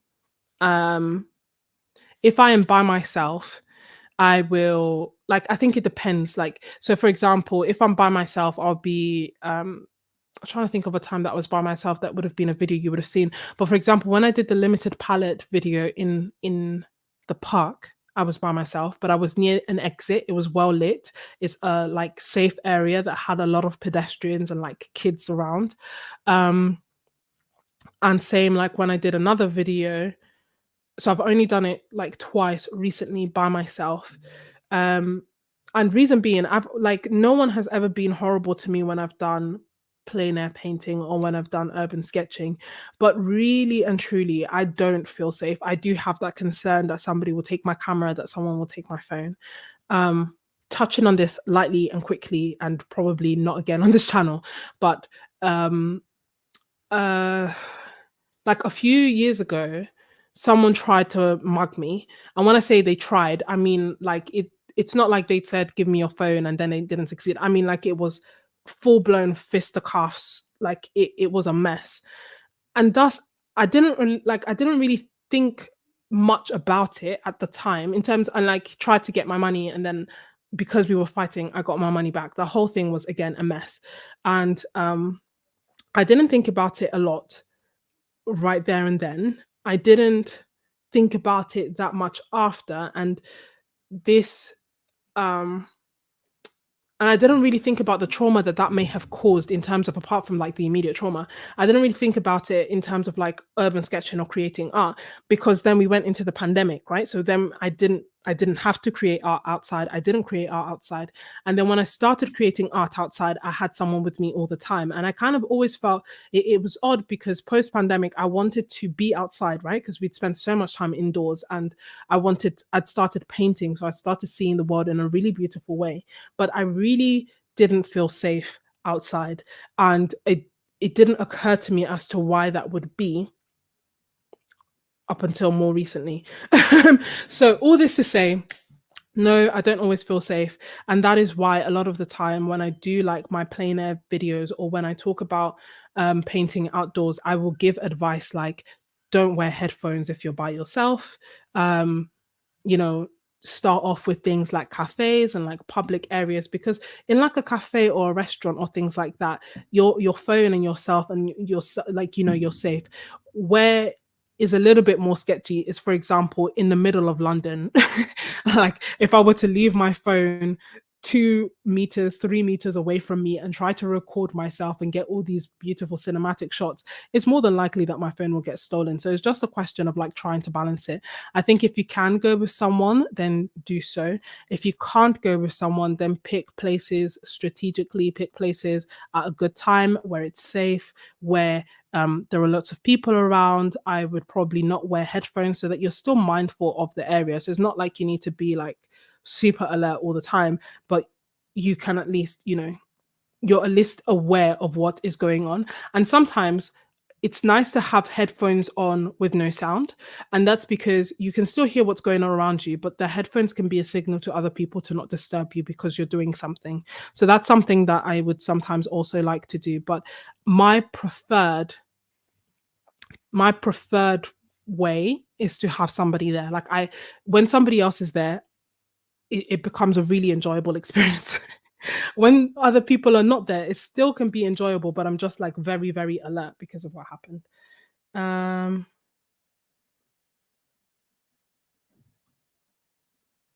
now I am.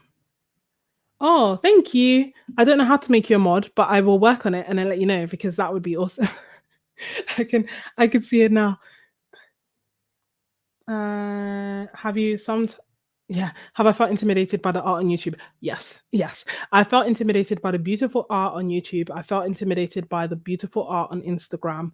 Um, just the beautiful art everywhere because I'm an art enthusiast. I'm not like, an art expert. And that is how I tackle it. I tackle it by telling myself and by knowing the fact that I am a um that I am someone who is enthusiastic about art, but I am not an expert and my art is not their art. The other thing that's also kind of helped me, no shade, I'm not going to mention people, but okay, no, actually, let me mention Picasso, for example, right? When I look at Picasso's work, I hate it. I don't understand. And this is my personal preference. I do not like it. However, he is a world-renowned artist, correct?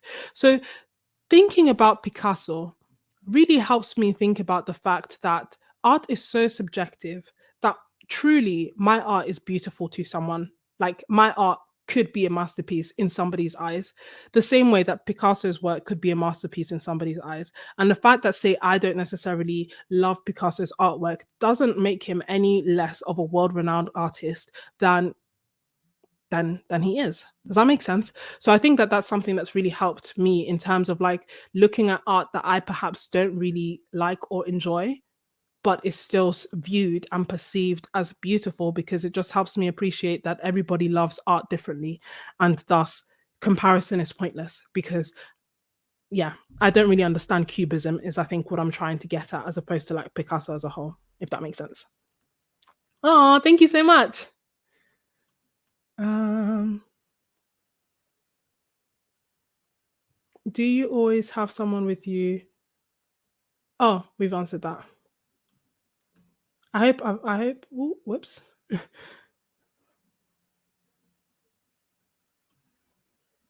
I've just picked live chat. Yeah, no, that's okay.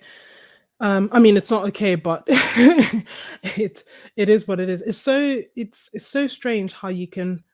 I just completely didn't think about it, disregarded it, or anything until I started feeling this issue with plein air painting, this wanting to do it but not wanting to do it. Uh, yes, I use selfie sticks as well. And also, like, for example, the video that I did in when I was drawing London Bridge, I had it an arm's length away. So I still had it, I had it an arm's length away and wide shot. So I could still get like really nice far wide shots where it looked like someone was taking a video of me. But in fact, it was me.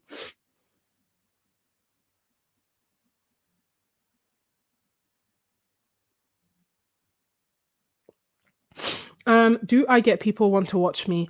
Yes. Um, sorry about that. Yes. People like come by sometimes and like will say one or two things, like, oh, that looks nice, or oh, let me see kind of thing. But the way to deter people from doing that is to have headphones and no sound on, because then it is a barrier to approaching you. So you may see them smile in the distance, but they'll see that you're focused and they'll see that you have headphones on and they'll assume that you can't hear them. So in order for them to actually get your attention, they will have to touch you. And for the most part, people don't want to do that. Especially nowadays, like people don't want to like, be all up in somebody else's space. So that is something that can help, because the thing is with comments, it's not necessarily that it is bad. Like I get lovely comments, people are so nice and so intrigued and so curious, and I also would be curious, but it's just that sometimes it takes you out of the element, or it makes you more aware of like a certain bit of the surroundings that you don't want to be aware of, or like, do you see what I mean? It's just that it can change the experience. So it's not necessarily that the comments will be bad, but sometimes you just want to paint in peace alone with no one disturbing you, and that is completely okay. But how can you communicate that? Headphones. Or being with somebody else, although sometimes I feel like that encourages them to come even more, but sometimes it can be a bit of a deterrent. Mm,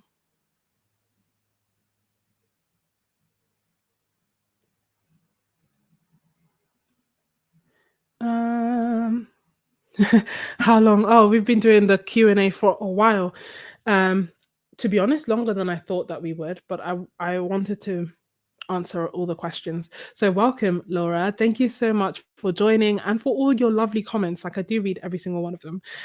In terms of reviving a channel, I do think that it's quite tricky. So tricky but not, because you have Oh, okay. Well, actually, let me assume. I am assuming that when you say revive a channel, you mean that you are making a video, you were making videos about paper crafts before, you've stopped for a period of time, and now you've crossed over to watercolors. Oh, I see. So they're still somewhat related. And Catherine Manning on YouTube recently did this as well. So she's created a few videos that you may find helpful on the topic of how do you transition. And I think that your transition isn't wildly abrupt. So it's still possible to do so because people who enjoy paper crafts perhaps also enjoy watercolors.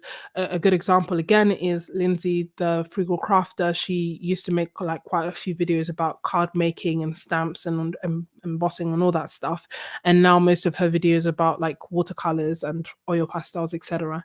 Um, in terms of how you do it, there are two ways. One way is to do a soft transition. So what that means is that you do a few paper craft videos and you somehow incorporate watercolors into it every so often so that your audience still gets interested and still wants to watch it because they were watching paper craft videos from you before and that's what they want to see, and then they see bit by bit that there's a bit more watercolor involved in it.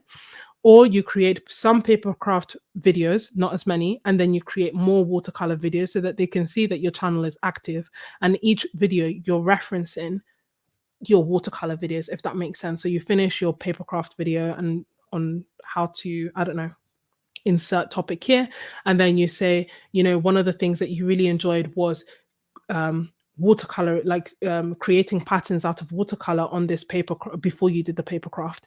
And if people want to see how to do that, they should watch this video.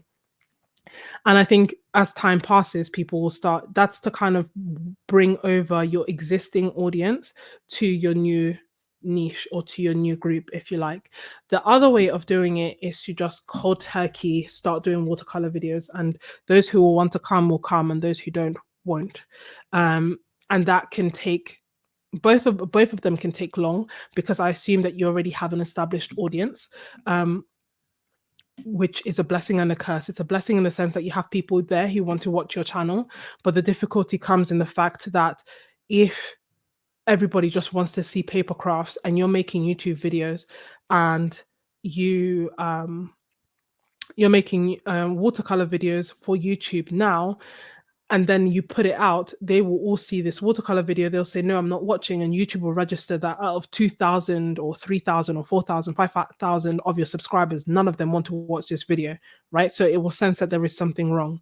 The other thing that you should also consider doing is if you have any super popular videos from the papercraft side that doesn't relate to where you want your channel to go, you should consider archiving it or, making it private so that people aren't being drawn into your channel with the expectation and the hope of seeing only paper crafts, only to see that you're now doing watercolors.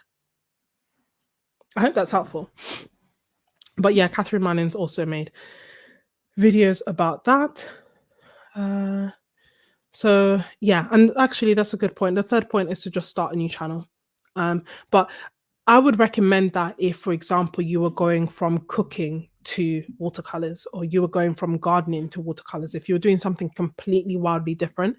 But I feel like papercraft may be close enough that you can gradually bring people over or you can gradually entertain people. But if you find that you keep trying and trying and trying and it's not working, the alternative would be to start afresh.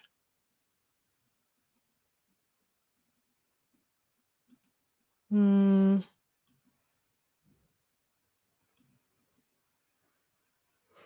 how do I recommend a beginner structure their learning? Do you mean for YouTube or just learning? Expand, Adrian. Learning in what sense? As in like YouTube watercolor gouache. Um, hope that's helpful.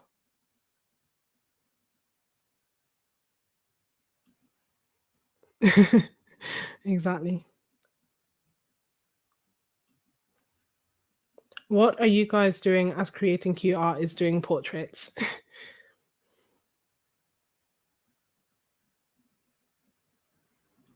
No, I'm sorry. But that's the thing. People are haters.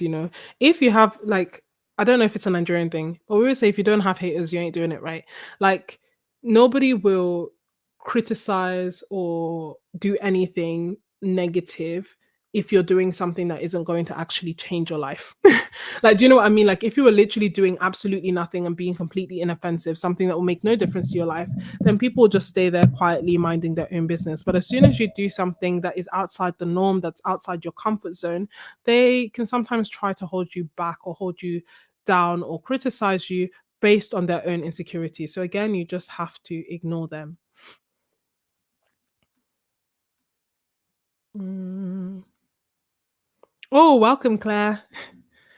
I am again catching up to the comments. Okay, good. I'm glad it was helpful. How much how much thought did you put into your channel brand, or do you let it come naturally, or do you plan? E4 Al Awasi, you have been asking fantastic questions, I must say. Um, I haven't thought about a brand. I kind of felt like I should. I kind of feel like I should think about my brand, about a brand, but I haven't. So I guess the answer is I let it come naturally. Um, yeah, that's all I can say. Like, I have the name Sketches and Scrubs. I'm not even sure if that's a name I will keep forever. So again, I am not like, yeah, so I'm not massively sure about that from a brand perspective. I don't really have brand colors. I would love my brand colors to be black and white, but I kind of felt like if I did everything black and white, my art, it would look a bit in terms of like if everything was black and white, it would look a bit, I don't know. Basically, no, I haven't quite 100% figured out my brand. I know like who I am as a person, and I know that my channel is based on me and you. And in terms of like when I think about who you are, it's quite often the characteristics I have in mind are quite often a reflection of me. So the videos that I am creating are videos that I either find interesting or I feel I would have found interesting when I was at a different stage of my learning journey, for example. Um, so from that perspective, I guess it's a personal brand because it's based around me. But in terms of like going beyond that, that's definitely something that I will think about more so in the future. For now, all you'll see is like you'll see maroon and like there are certain colors that I use more and more so, but I haven't like established a brand as of yet. At the moment, I'm very much going with it. For better or for worse. um oh, thank you so much, Divine Reads. Welcome. My palette is such a mess. I literally just did a video and I didn't even clean it beforehand. Um, oh, welcome. Thank you so much again for your support, Eco Geeky. Structure the art learning process with any medium. I'm currently all over the place with different mediums and I'm stagnating. Okay, I understand. So, um, how would I do it? So I think it can be tricky on YouTube and in general because there are so many different resources that it can be hard to know where exactly to start from. So you're definitely not alone in this. I think what would be beneficial is pick a medium and give yourself a time frame and dedicate that time to that medium. This is not to say that you'll have to do it forever. I'm not saying that this period should be a long period, like a year or a month. It's entirely dependent on how much art you will create in that period of time. But I think that it can be helpful to at least start with one medium in mind to focus on, and then you can build up on the rest. So, for example, if you were picking on watercolors, I would watch a watercolor basics video. So, Mako made a video that's similar to that, and I want to say like Jen Riley has made again another long video addressing that, but it's just trying to tackle things like and this is for any medium, just the basics. How do you make marks? How do you layer them if you layer them? What kind of materials should you use in addition to that? And then you play around in terms of like try different things, try different subjects, right? And based on that, find the subject that you are most drawn to or that you most enjoy. And then you can be a bit more targeted when you're searching on YouTube. So initially you can do like watercolor for beginners or graphite for beginners or insert art material for beginners. Then you as you watch more, you learn what questions you need to ask, like how do I paint dogs in watercolor, and you watch those um, videos and you learn more techniques. But that is how I would initially try to structure it. Um, I hope that makes sense. Mm. Ooh. Would you say to start a new channel if you've never posted on it and want to start posting?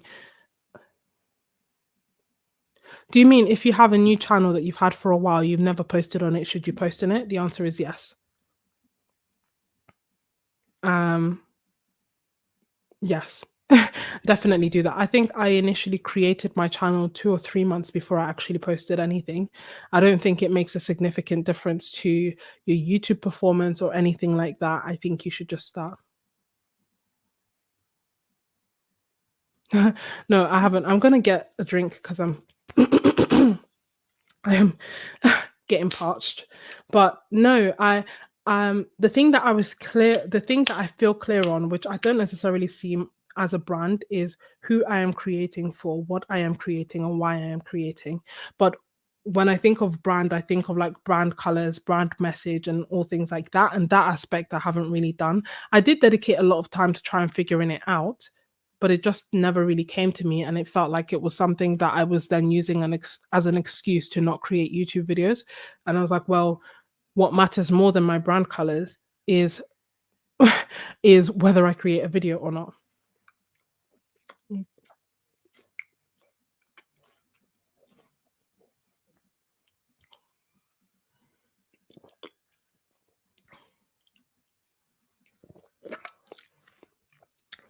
Excellent advice.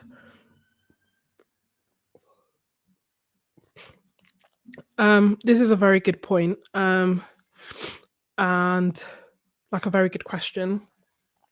This hasn't happened to me because when I work with brands and when I do brand collaborations, I review or accept products that I have either tried before or that I have seen have been um, reviewed before and have really good reviews from people that I trust, if that makes sense. However, I always try to be balanced and I always try to be honest in my reviews in terms of even if they are gifted, right? Even if I kind of feel like it's the best thing ever, I will try to give a negative. And I don't ask for permission from the brand, I just do it. I will give my positives, and if I think that the positives outweigh the negative, fine. But I will still try to think of a negative because not every product is for everybody, and I kind of feel like that makes me a bit more honest.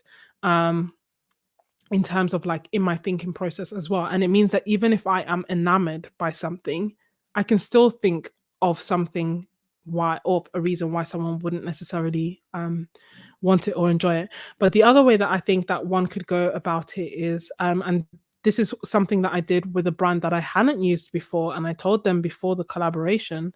Um, we didn't end up collaborating, but before we collaborated, I asked them if on reviewing your product I find that I don't like it or there are certain things that I don't like, how would you like to proceed? Would you want me to make a video about it addressing those things, or would you like to not do the video at all? Like, that was the question in my head, but I think I left it open at how would you like to proceed if I don't like if I don't like this art supply? And then you can kind of see from their perspective if they say, oh, we want all honest reviews to go online, so by all means still do it. Which, if they're sending you a gifted product, should be their response. Fine. If they are paying for a review, they may feel a bit somehow about paying you to make a review video that bashes them. So so in which case they may say something like, "Oh, if you don't like, you know," they may maybe say that they'll send you the product out first to see if you like it, and if you like it, they can talk about doing a paid collaboration. Mm, you're more than welcome. Thank you so much. Yeah, Coke Zero. Also, I've been talking for 2 hours. Mm, so feels like my voice is somewhat going.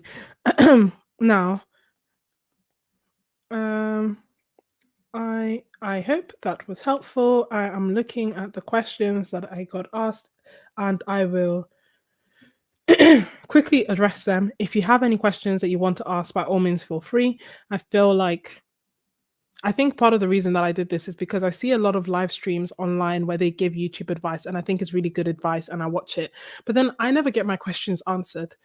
I feel like a very, very, very, very small fish in a massive, gigantic pond. And thus, I thought that this would be a good opportunity for us to be in a well sized pond for all of us to actually have our questions answered. Oh, thank you so much. Uh, oh, thank you so much for joining Creating Cute Art. And yes, I will definitely email you because I have the message drafted already. I just have been ill, so I haven't actually done anything constructive for over a week. Gotta love this pond. So let's see. Questions. Would I recommend having a YouTube channel? Yes. I've loved having a YouTube channel. It's definitely been like a lot of work. It's helped me in terms of like my discipline. It's helped me in terms of like creating art consistently because I feel like there's a level of accountability that I otherwise wouldn't really stick to because I would prioritize other things like work or whatever else I'm doing. So from that perspective, it's been great. And then also from the perspective of the fact that we now have that we're now a community, that we are like a group of friends who understand what GSM is, who understand what granulation is, who understand like, all these things. As much as I love my friends, they wouldn't necessarily understand that. So this community that I have built, I think is worth it. But I think that YouTube won't necessarily be for everyone. And I think it's important to know what you want to get out of it and what you're trying to create in order to determine whether it should be for you. But would I recommend it? I think if you're thinking about it, if it's something that you're going to enjoy, then you don't really lose anything by joining. Oh, thank you so much. Sorry, I keep trying to mute myself before I cough, but sometimes it catches me off guard. I am so glad it's been helpful, Colleen, and thank you so much for joining. Um, yeah, I guess you're right. I was like thinking about it the wrong way, but yeah, from that perspective, I do know um, who I am talking to. I hope that when like I always kind of feel in the back of my mind and I always hope in the back of my mind that when I'm making a video and I'm talking to you and I'm writing in the comments and I'm calling you an MVP, I really do hope that you feel like I am talking to you because for the most part I am like it's almost certain that I am thinking of one of you as I do that, if that makes sense. So I genuinely do want to connect with you guys, and I genuinely do enjoy connecting with you and the community that we're building and having chats with you. So, and I hope that I am approachable because um, I think part of the reason that I really felt this is because one of the issues that I had with YouTube, or one of the kind of things that I thought would be a barrier for me for YouTube, is that the YouTubers that I watched, I almost kind of like felt very far removed from. And this isn't a criticism of them because obviously they have comments and they have stuff. But I would literally watch the video and leave, watch the video and leave. I wouldn't give two thoughts as to the person. I wasn't really that invested in the person. And then when I wanted to make a video, like a channel, I wanted the opposite. I wanted to be really like I wanted to talk to absolutely everyone who's watching it. It would be like, how can I get 100 views and not 100 comments? Who's watching and not commenting? And bearing in mind, I was a bona fide, glorified. What do you call these people? Like lurker. Like I would watch and not say anything for years, for years until I had my own channel. That's the first time I started commenting on other people. Um, I'm not quite sure where I was going with this, but um, I think that is why I've been very clear on who I'm talking to and what I want to bring and how I want to benefit people. Because I like feeling that connection with you. Um, what's the worst thing about the YouTube platform? Excellent question. I think the worst things are the time commitment. Like it can be a time suck.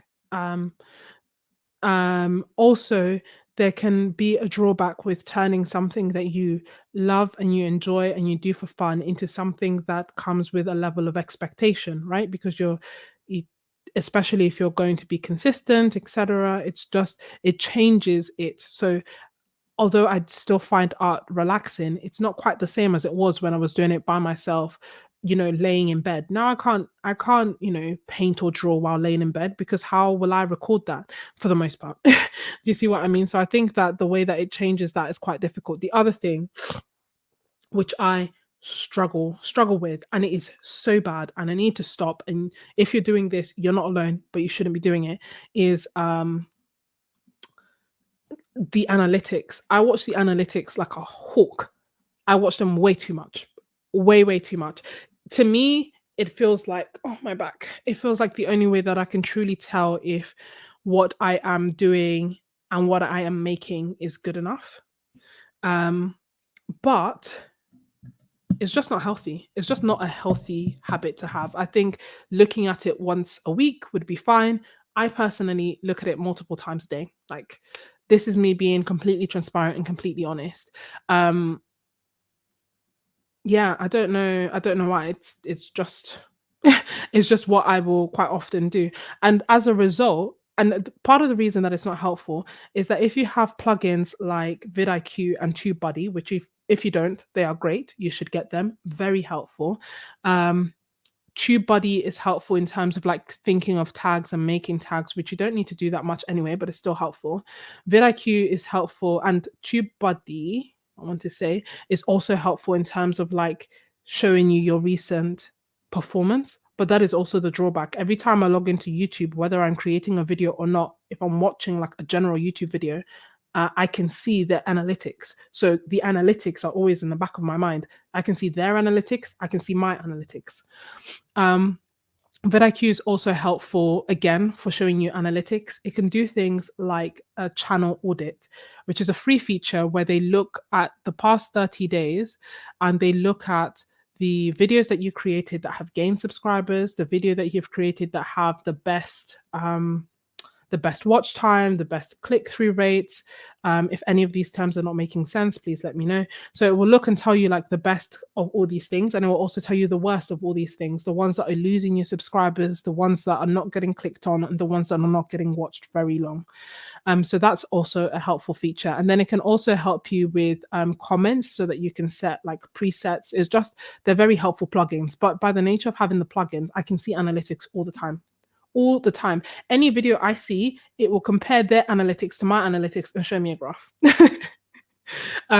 So I was actually thinking that I just need to cut down on the amount of YouTube that I am watching. And I have cut down on the amount of YouTube that I am watching for that reason, because it's just helpful.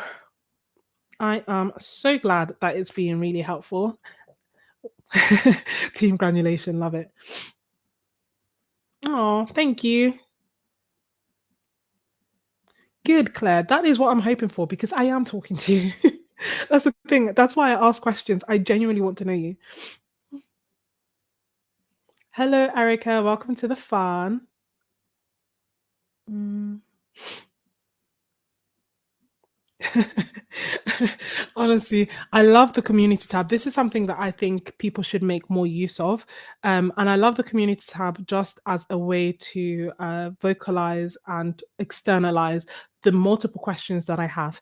You will notice like they come at random times. Sometimes there's no comment, and then sometimes there's three polls. Like the whole thing is just, but it's a really fun thing to do. And I think if you have a channel, it's good to try and engage with the community. Again, I know that people will be doing YouTube for different reasons, um, but I think that who you are creating for should be one of the focus points of the videos that you're creating.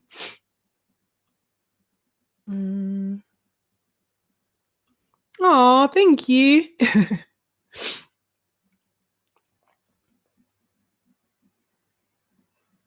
No, no, that's the opposite of what I'm saying. You should look at it sometimes. So when it comes to YouTube analytics, I think it's like somewhat helpful um to like review as a group. I don't know how to explain it. Like, I think a week would be helpful. Like, you need some data in order for it to review it in a way that is meaningful. And I think if you do what I keep doing, which is the wrong thing to do, which is to look at it every day, you're not gaining anything, right? Like, if you release a video today and then 2 hours you look at the analytics, it's not actually telling you anything. It's just going to make you more anxious for no reason, because it will tell you something like, okay, this many people have watched it, but you may end up making changes that don't help at all because you're changing things too quickly. Whereas if you look at it a week later, you can see like, oh, compared to the other videos I have created, this one did better. Is it because the thumbnail on this one was a lot cleaner? Is it because the title was very targeted? Is it because the title was like search based, so people were searching for this? Is it because the title is topical? Is it talking about Christmas right before Christmas? Or am I writing videos about titles about Easter and nobody's searching for it right now? Do you see what I mean? Like, with time, you can then look at it. And based on it, I can say like things that are helpful, like click through rate. So that basically says if 100 people see this video thumbnail, how many people are clicking on it? How many people are actually watching it? And this will vary from niche to niche, channel to channel to channel, etc. What else does it show you? It will tell you like average view duration, so how long are people watching and what percentage of that are they watching. So for example, if they are watching, so if I make a 10-minute video and they watch 10 minutes, if I make a 10-minute video, sorry, and they watch 5 minutes, that's 50% watch rate, 5-minute watch time, right? If I make a 1 hour video, which is 60 minutes, and they watch 10 minutes, which is technically twice as long as the other video, it is only 16.6%. Yeah. So the difference is in terms of like watch time, the watch retention is different, but you get 10 minutes watch hour. So swings and roundabouts. But that's one of the metrics that comes up. Now, how do you know that music won't be copywritten? So if you use, they're going to change it coming forward, but there will still be, as in like they're changing the way that they do music on YouTube in terms of the music that you add. However, they still have a YouTube library. So if you use any video, any music from the YouTube library, it is copyright free. Some of them will tell you that you need to credit the artist that made the music. Some of them will say you can use it for free. It doesn't matter if you credit them or not. So if you're using that, you can. Alternatively, you can use Epidemic Sound, which is what I use, and I will link them down below because I believe you get a discount if you use my link. But I will have to double check. It's like a referral link. So if you use Epidemic Sound, then you have a massive bank of music and sound effects. And any video that you create during the time where you have the Epidemic Sound membership is protected. So if I create like all my videos up until today and I delete my Epidemic Sound tomorrow, all the videos that I created before then are still protected. I don't need to take those videos down, but I can't create new videos using their music. Then I will get a copyright strike. Are there different levels of YouTube perks from the numbers of subscribers or the amount of videos you make? Good question, Colleen. So, yes and no. The main difference, or one of the key things that comes to mind, is the community tab. So, as of most recently, you get the community tab when you have over 500 subscribers. I think they are changing it and rolling it out so that if you have less than 500 subscribers, but you are verified by YouTube, I don't know how they do that. I think it's like doing the 2-point authentication.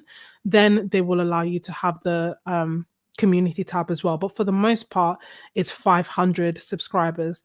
And then the other thing is the monetization. So once you have over 1,000 subscribers and 4,000 watch hour per year, and I put the emphasis on that because if you made a video 10 years ago, and had 4,000 watch hours 10 years ago, and then this year you have 0 watch hours, you won't get any money, even if that video is getting views. So yeah, then if you reach that milestone, then you will get the YouTube monetization. Like you'll become part of the YouTube partner program. And with regards to money, I don't know how much you guys want to know about money. Nobody has asked, but I don't know if people are being polite about it. But I know I know that somebody asked like earlier. So just to address monetization, as I've already said, on YouTube, you need to have 1,000 subscribers and 4,000 watch hours, or 10 million watch hours, or 10 million views on shorts. Um, I haven't hit 10 million views, obviously, on shorts. So I can only speak for the other milestone. But once you have that, you will then get monetized. And the way that YouTube works is that you get given an RPM and a CPM. And the CPM is the cost per mille, which means that the amount that YouTube gets paid for every 1,000 views that you get.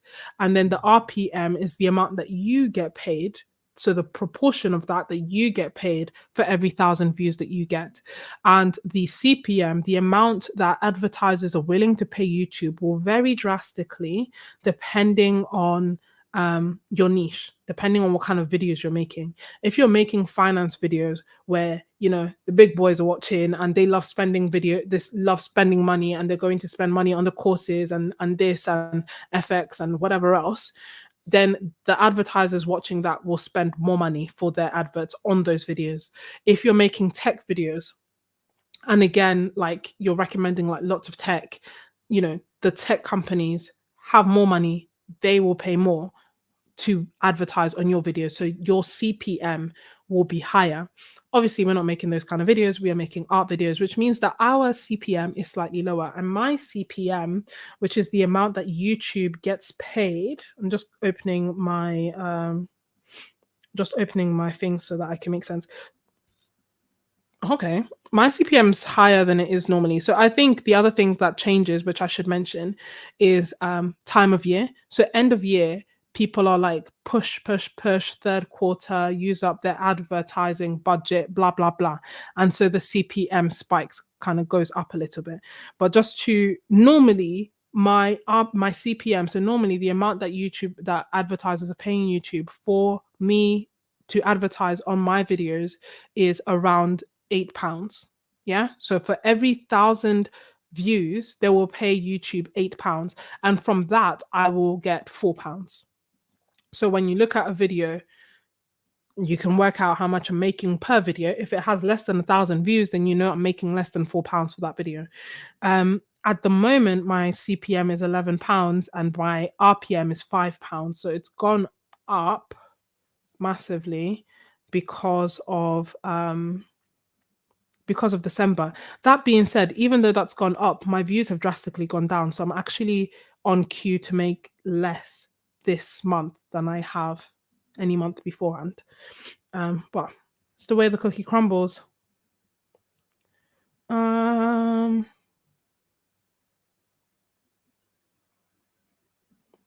Yeah, see, so I think if you're like verified, then they'll let you do it. In the past, it was only 500, but now they're like starting to change things, which is good. I think they just want to build a bit more of a community.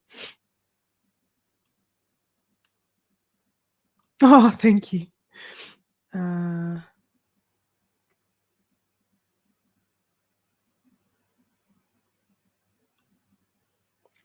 You see, so that's about monetization. And if anyone else has any questions, I am happy to answer. Someone asked about advice about starting a YouTube channel, which I kind of feel like is this whole video that we have made, but I will also link the video that I made earlier in the year, which I felt was a very comprehensive guide as to how to start, what materials to use, what plugins to use, etc., etc., etc. Because I was just answering questions that I wish I had known in one place. So I will link that for you at the end of this video. I love your channel. Thank you so much. And who would I love to be sponsored by? Follow me with this one. I know it doesn't necessarily make sense, but I would love to like be sponsored by Emirates. and I love traveling and I love art, and I would just love to be able to merge the two together. Like, it would be my dream to have Emirates, Virgin, even BA, like all these kind of companies be like, oh, we'll pay for for you to go on a trip, we'll pay for your hotel, and you create art. Like, that is what I would love.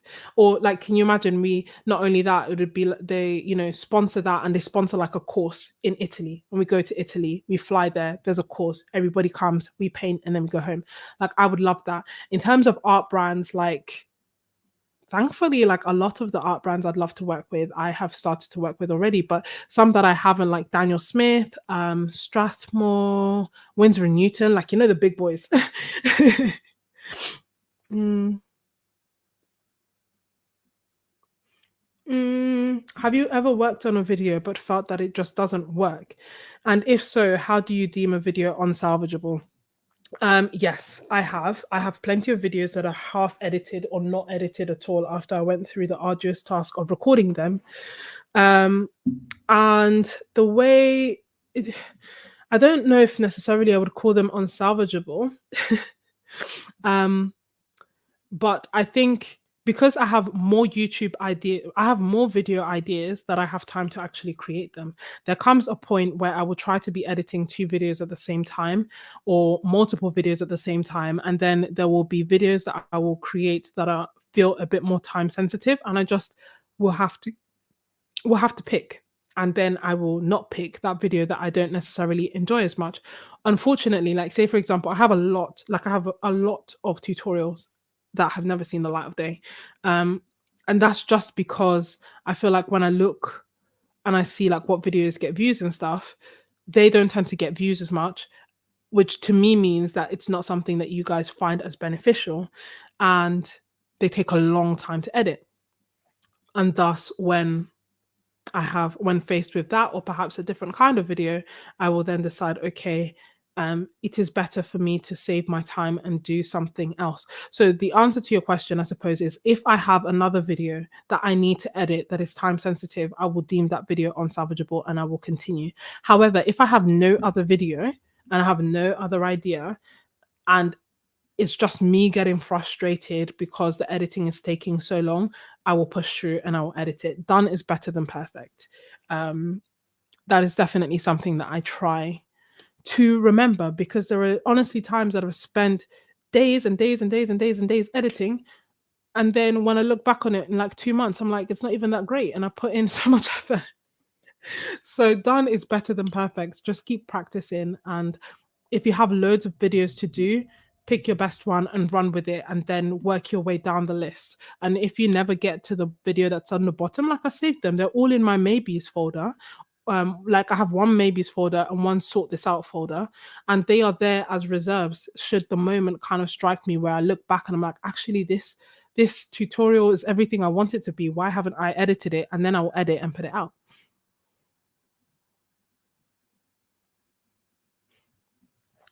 No, do I get a check? No, I don't get a check. I would love that. Part of me was going to like write out a check for myself, like when I first got monetized, to be like, oh my gosh, guys, we did it. But then I don't know. I always feel like when it comes to talking about money, people get so funny. And I didn't know if people kind of be a bit like, repelled by me doing that. So I didn't do it. But no, I don't know. Some people, I feel like back in the day people used to get a check, but now it just gets deposited straight into my account. There's a threshold for the UK of £60 per month, so I need to make more than £60 in order to get paid, which is why I was saying that I think I got monetized in April, but it was under the threshold in April, in May, in June. And then once it went through the threshold, I ended up getting paid in July. Mm, thank you so much for joining. I am so glad that it was helpful.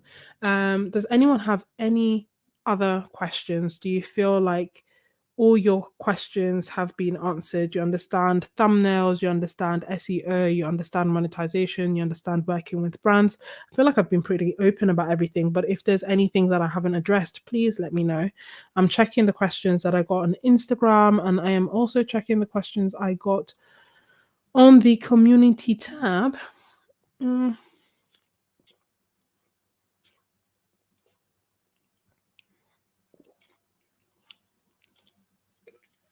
Um, someone asked, Colleen asked on the community tab a month ago, my bad. Is there a limit to how often you can post videos to your channel? No, there is no limit.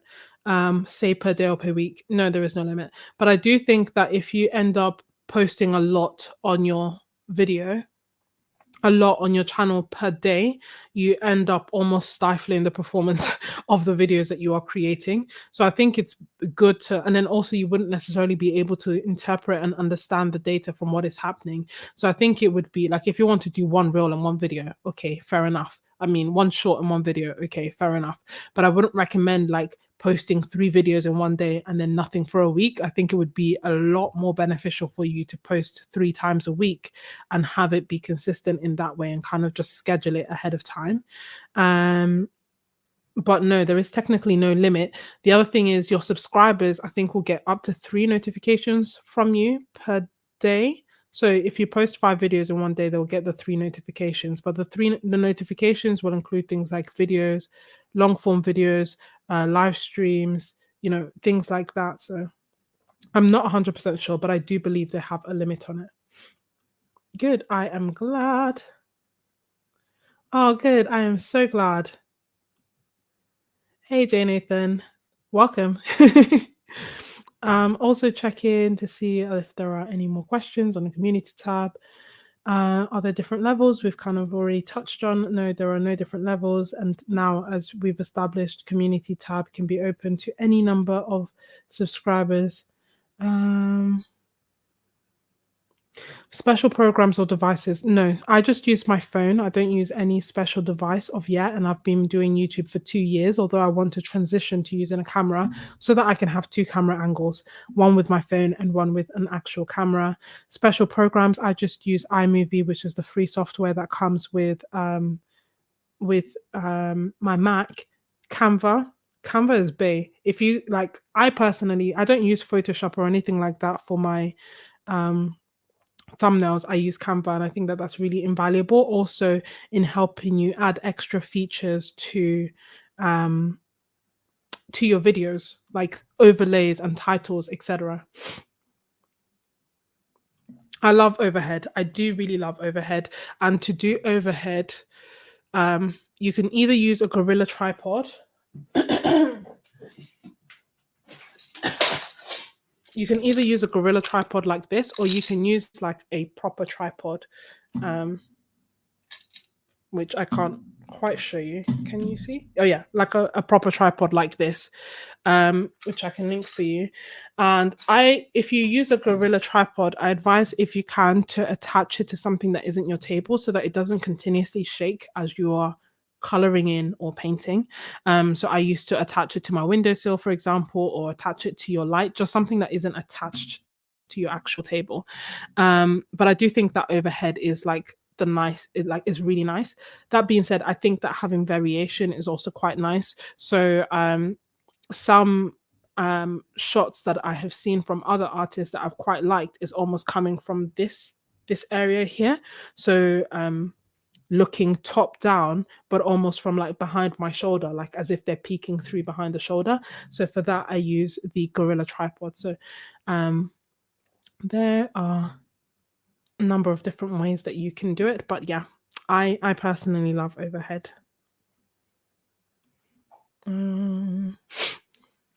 You are welcome. If any of you are interested in joining my Ko-fi, then definitely consider doing it. I am I am open / would love to kind of discuss YouTube and art and in general and other things in general on my Ko-fi. But on there, I also have art challenges.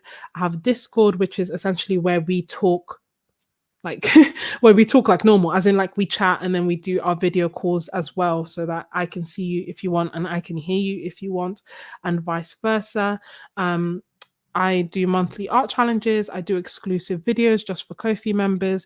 And it's just kind of having a more direct way to interact with the community that we are building.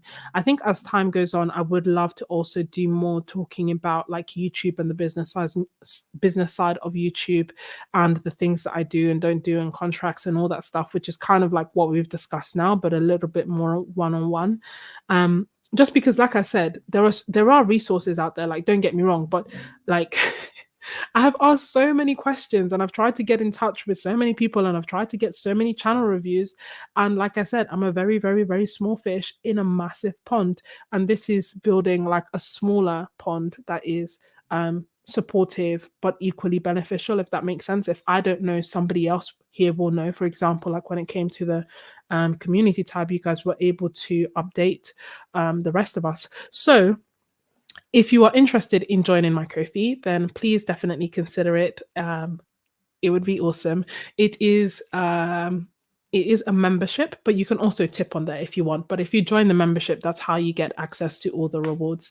If you have any questions about Ko-fi in terms of like how to create a Ko-fi, like I have, or me running the Ko-fi, if that makes sense, then again, I am happy to answer. I know that there are quite a few people here, so I will just give a few minutes, and if no questions come, then I will bid you good night. Bid you adieu.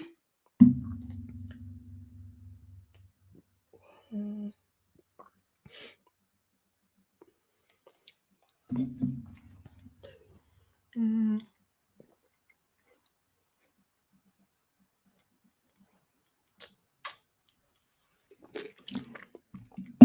Good question. No, you don't. Patreon is open to everyone. Sorry, Patreon is open to everyone, so it's not just YouTube artists. It can be authors, comic book writers, anyone who in theory has a platform and can let people know about their Patreon can have a Patreon.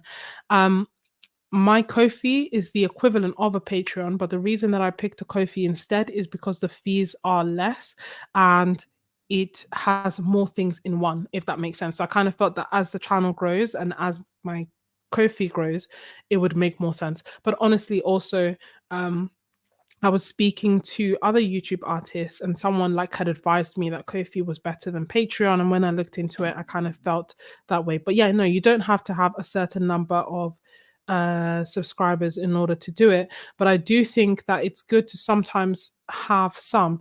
The ratio that you get given, which is not necessarily true, is almost like 1 to 1,000. So for every 1,000 subscribers that you have, you will have one Patreon or one person who's willing to pay for whatever you're delivering. That's not always true.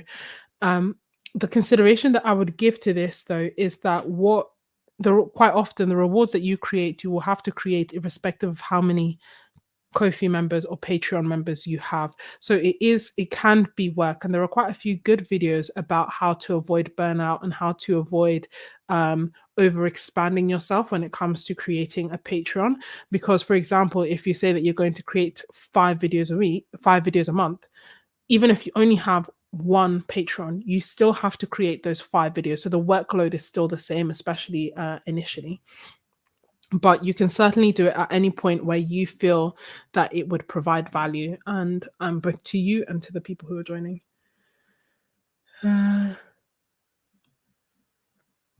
Oh, thank you so much, Claire. I'm glad. I am so glad that it's that you've enjoyed it, and and and hopefully if you ever decide to create a channel, you know who to, like, you know that you can ask me any questions that you have. Or if you know someone who is going to create a channel, then you can either reference them, direct them to this video, or just ask them to get in touch with me, because like I said, I'm happy to discuss this. I just found that I was having similar conversations quite a few times, which had me thinking, let me just tell everyone, like, I have nothing to hide. um, oh, well, I hope that you enjoy it. It is a long one, but I do believe that it's very beneficial because it's been based on all the questions that people have been asking, and there have been like lots and lots and lots and lots of great questions. So thank you so much for joining. Okay, no problem. Thank you so much for asking all your excellent questions. I hope the housework goes well. And welcome so much, Marilies. Thank you. In this live stream, I was just touching on, I guess, the business side of starting a YouTube channel and just starting a YouTube channel in general, and answering any and all questions that people have had about YouTube, about monetizing, also like about Ko-fi as well. So yeah. Good question, Iri Kiri. Welcome, Iri Kerry. I think this is the first time that I've seen you. And thank you so much, Erica. My initial plan was not to save this live, um, because I knew that I was sick and it wouldn't want to, and I wasn't sure if this was something that I would want to like be hanging out in the internet ether. But what I think I will probably do is like leave it up for like say 24 hours so that those who, oh, my Kofi link is not in the description. Thank you so much for the heads up. So what I was thinking of doing is perhaps leaving it up for 24 hours, and then I will come back and archive it. I don't know. I just really liked the idea of it. I'm going to put it up now. I just really like the idea of it being like a really chill, relaxed element here and then gone. But then again, I don't know if it's super beneficial to watch back. And quite a few people have said that they will watch back. Hey, Minty. I always struggle to say it. Minty Chocochu. Thank you. Thank you so much, Janera. And thank you, A or Hema. I am uploading it now. Or I'm trying to upload it now, but it is betraying me. Okay, I think I got it now. As I do that, if you think of any questions, feel free. But yeah, definitely consider joining Kofi. I think it's just really lovely. It's basically what we have here, but in an even more kind of intimate form. And I think that the more people join, the nicer it will be, because you guys are all awesome people, and then it will mean that there are lots of different artists there, and that we can just enjoy each other's companies a bit more. Obviously, if you're just joining for a one-to-one with me, then that will be easily doable because I'm there. Oh, my computer is moving so slowly. I think because it's during a live stream. Let me see. Control V and save. The link should hopefully be there now.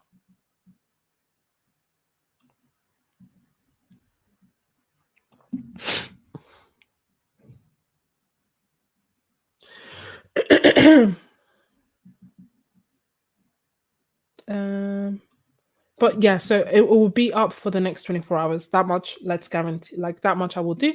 And after that I'll take it off. Probably. We'll see. I'll probably watch it back and see if it's if it's better than I think it is, basically. So have I had a Patreon? No, so I never had a Patreon. When I was initially going to start, I was speaking to other YouTubers to know what their experiences were like. And they one who like whose opinion I really respect had actually been the one to kind of tell me about Kofi. And then in the end, the reason that I joined it is because it has really good features. It continues to evolve. So even in the past few months that I've been on Kofi, I'm so sorry for the sirens. Like there's always sirens here. But in the few months that I've been on Kofi, they've like introduced new features. They've really listened to feedback. So it's something that's continuously evolving, and the fees are less. And it kind of made sense to me. The one thing that was really pulling me towards Patreon is the fact that if you tell someone this is join my Patreon, this is my Patreon, everybody knows what you mean. And it then isn't like a need for a long-winded explanation as to what it is. If I say, oh, this is my Patreon, even if I don't then discuss the benefits that are there, you kind of in the back of your mind, or most people kind of in the back of their minds have an idea of what it is, what it will consist of. Whereas with Kofi, although it's similar or the same because I can offer the same things, I will then need to follow it up with an explanation of what it is. And as time has gone on, I've tried to do less and less of an explanation, but you never know if the video that somebody is watching is the first time that they're hearing it, in which case me saying join my Kofi makes zero sense to them. But in answer to your question, that is why they have lower fees. It's less clunky. I find it can integrate well with Discord. It can, like, I'm making it my own basically. And I also like the fact that I had a shop there where I could do things like pay what you like. I could do things for free. I could have memberships. I could have a tip jar. I could have a gallery. I can do more. So I can kind of, if I'm like, as long as I'm creative with the way that I use it, I can create really cool rewards on it. Not to say that you can't do that on Patreon, but I felt like I could do that with Ko-fi. Mm.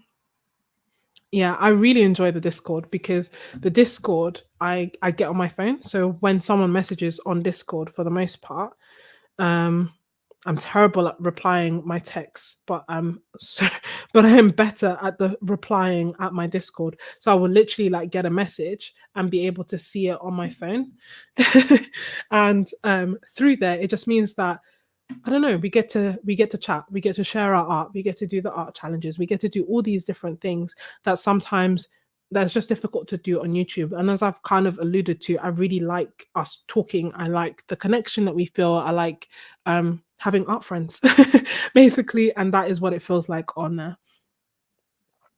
Thank you so much. Mm. Oh, that's awesome. Yeah, you can definitely do both. So Sarah Burns has both. She has, although she primarily uses YouTube, what am I saying? She primarily uses Patreon and then has a Ko-fi as almost like a tip jar, and also her shop where she sells like her books and things are through Ko-fi. Kelsey Rodriguez used to have a Patreon but has since stopped it, and she's actually moved over to Discord, which is quite new because Discord have now started like payment things.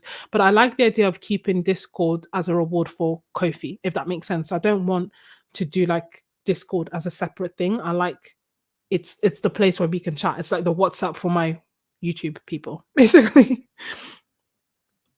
Minty is fine. Thank you. I don't know why. Like every time I look at it, I'm like minty choco chew. um Yeah, exactly. So you can do a whole bunch of different things. Um, and you can also do tiers. I personally, um in the spirit of keeping everything that I am doing manageable and accepting what I can and cannot do, I felt like doing multiple tiers was just not something that I could do at that time.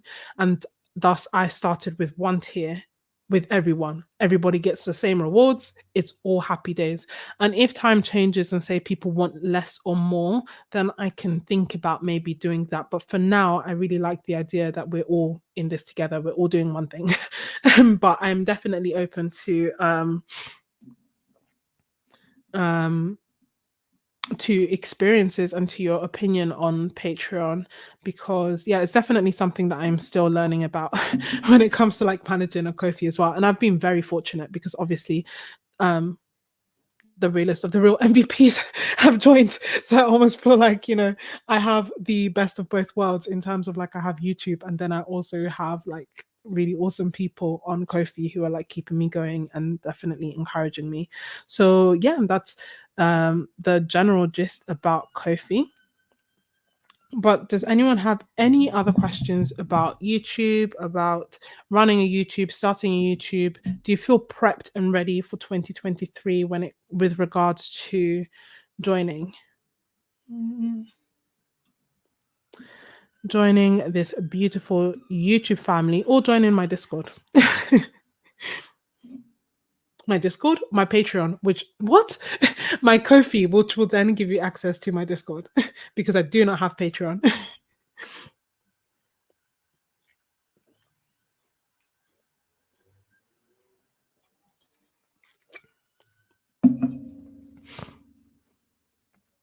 Yeah, she also has. I wasn't part of her Patreon.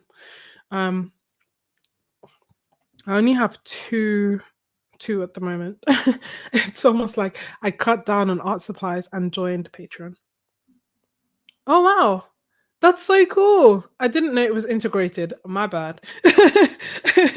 Thank you so much, A Ohema.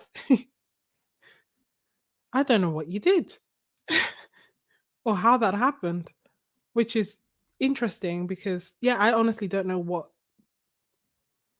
Obviously, I've linked the two together.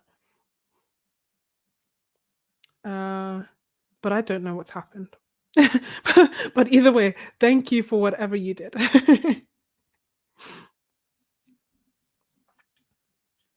Mm. Mm-mm. Mm-mm, mm-mm. You can just use your phone. I still just use my phone. 2 years in, I still don't use a camera because it's so easy, and the cameras have 4K. you know, that's the other thing. Cameras have 4K. I record in 4K and upload in 1080p out of sheer laziness because it takes so long to save. But in theory, you should also be doing it in 4K. But oh, thank you so much. I didn't know that that would happen, but there we go. Kofi bot. Learn something new every day. I can see that people are leaving, which I feel means that all questions have been answered. Um, I'm happy to end this at 9 o'clock, which is in 12 minutes if we don't have anything else. Mm. I just really want to be able to say, like, I answered all the questions. Please refer to this video. And to address it. If I look like my eyes have lost focus, is because I am reading best editing software. I've said I already only use the iMovie because it's free. I was really a big believer in keeping costs down and using what I had before investing in anything else. And then in order of investing at the time, I had no natural light, so I invested in a light, and then I invested in an £8 lapel mic that massively improved my audio. And then from there, my sister very kindly invested with this bad boy of a mic. So I definitely think use what you have. There are cheaper alternatives to like upgrade what you have, and then you work your way up. Um, but um, you are more than welcome, Erica. And I think that's pretty much it. Someone said, can you leave thumbnail tips, which we've kind of already covered? And essentially, I would say for thumbnail tips, less is more.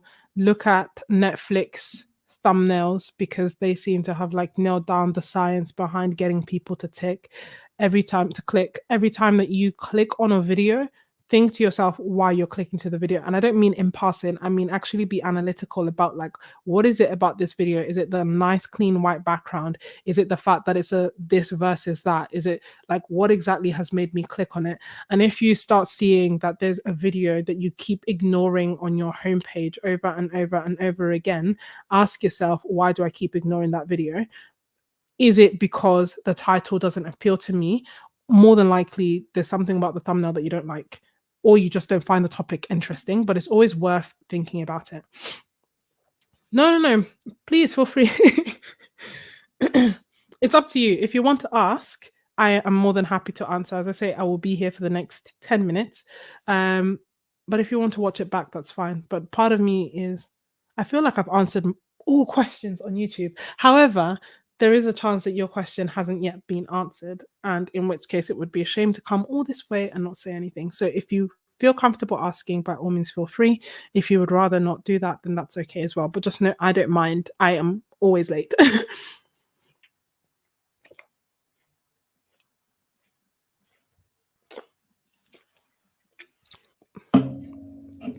Feel like it will look like Coke has sponsored this video, and unfortunately, they have not.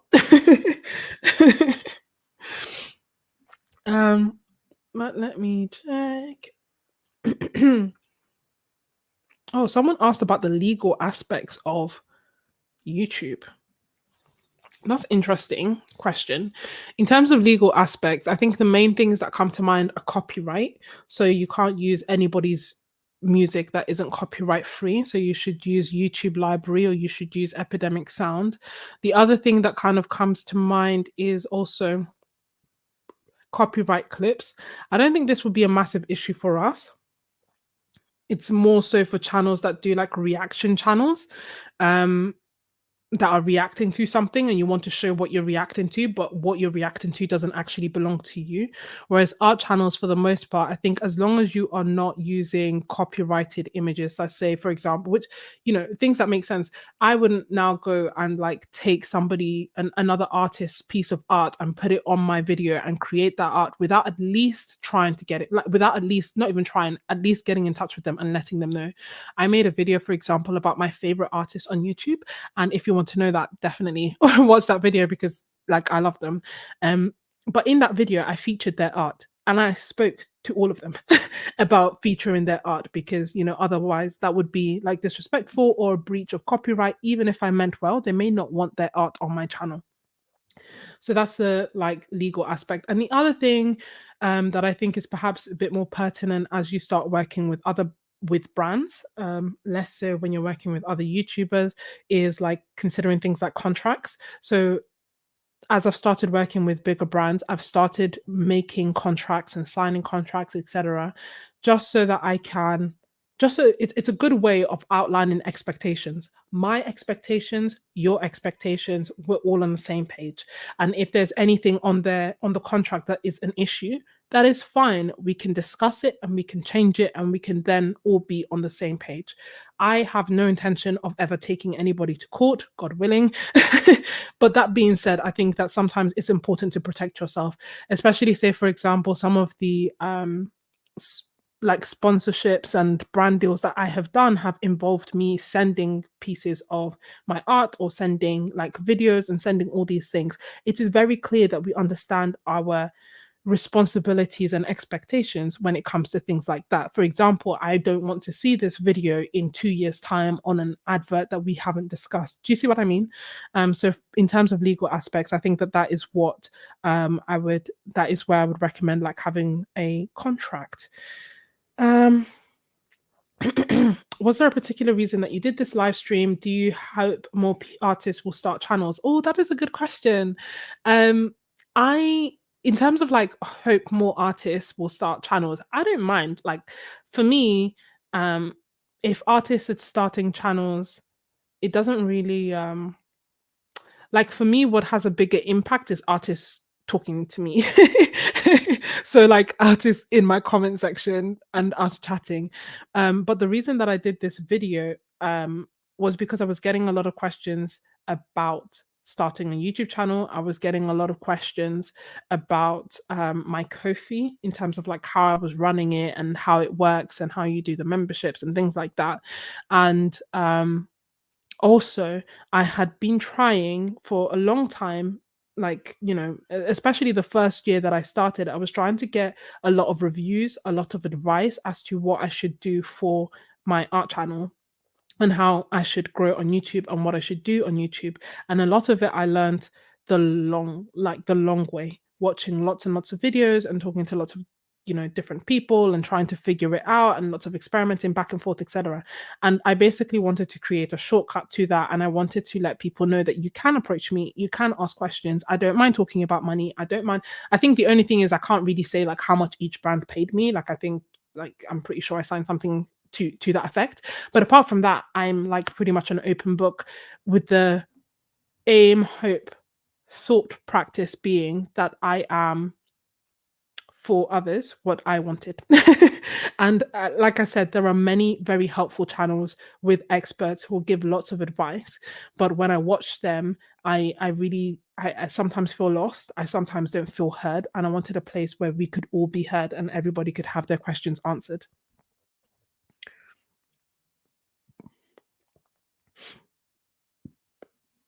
Um, Two-parter. Do you record your content ahead of time, then edit to upload later?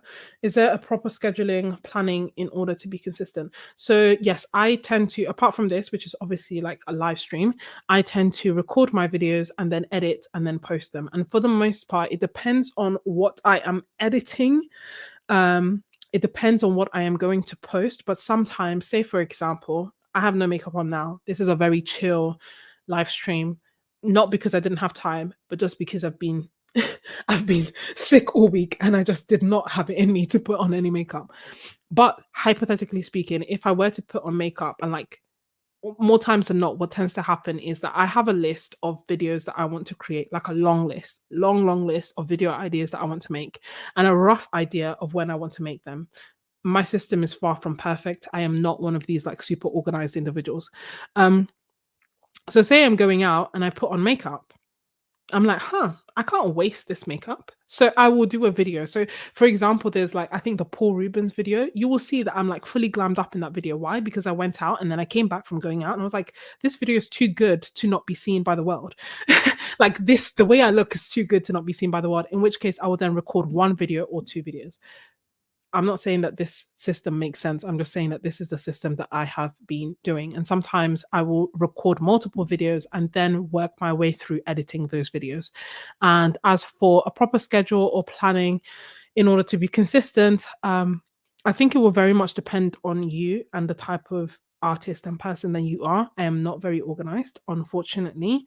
It is certainly something that I am working on, but it's something that there's room for improvement. So my system, as I've said, is a very long list. I'm looking around to see if I have it, but I don't think I have it to hand right now. But I basically have a very long list of video ideas. I'm talking like I think it has 80, like 80 video ideas that I wanted to make this year. And I know that's not physically possible, but that's what I wanted.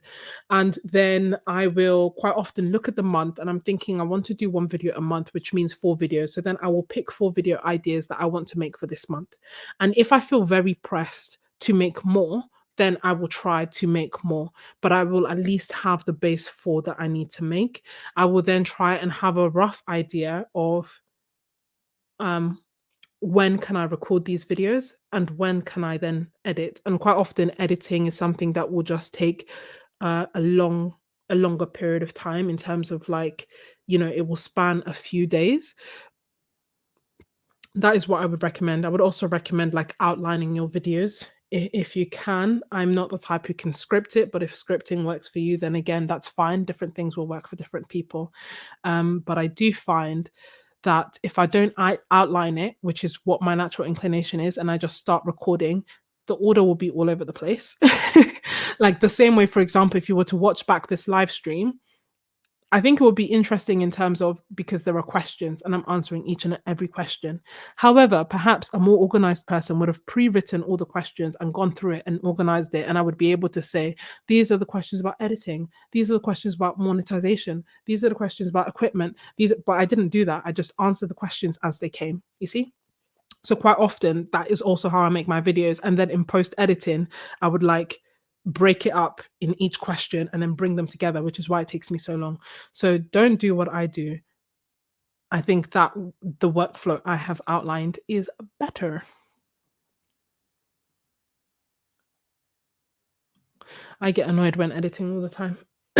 I set myself an alarm to allow myself to actually time myself, because I think when I started it was definitely over 20 hours and now I'm trying to cut it down. And one of my this isn't actually my ring finger, but the camera is the wrong way around, so it looks like I'm not married, if anyone, no, I'm not joking.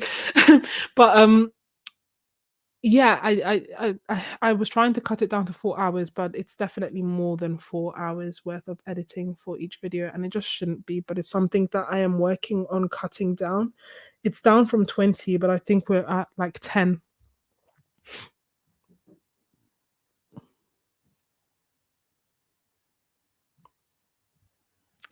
Oh, that's so cool. I didn't realize you found me on. The thing is, I feel like I remember seeing your name on Think Media, and I feel like you said hi, but I didn't put two and two together.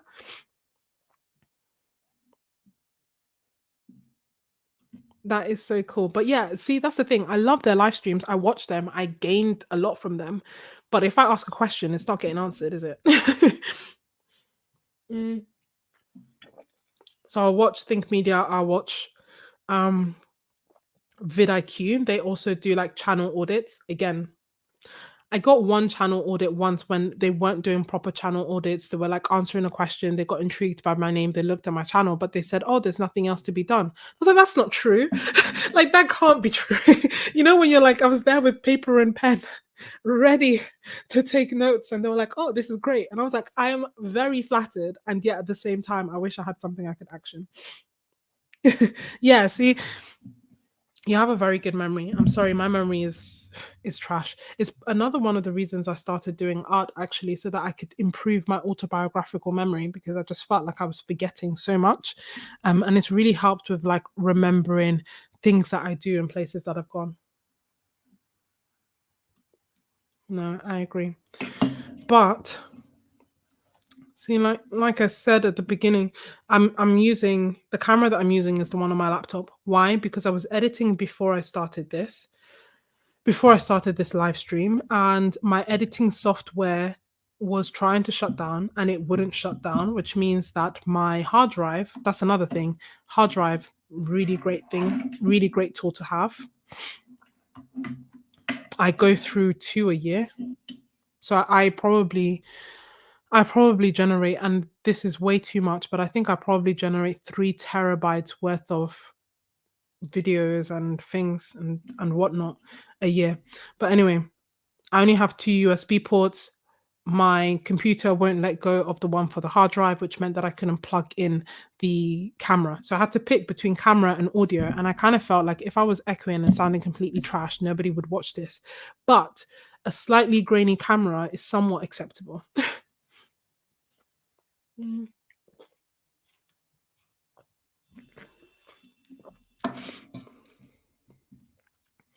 Um, but I'm just checking to make sure.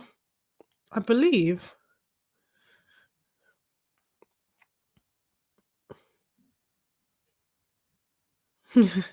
you are more than welcome. I'm definitely going to check out your channel. Thank you so much for the tip as well.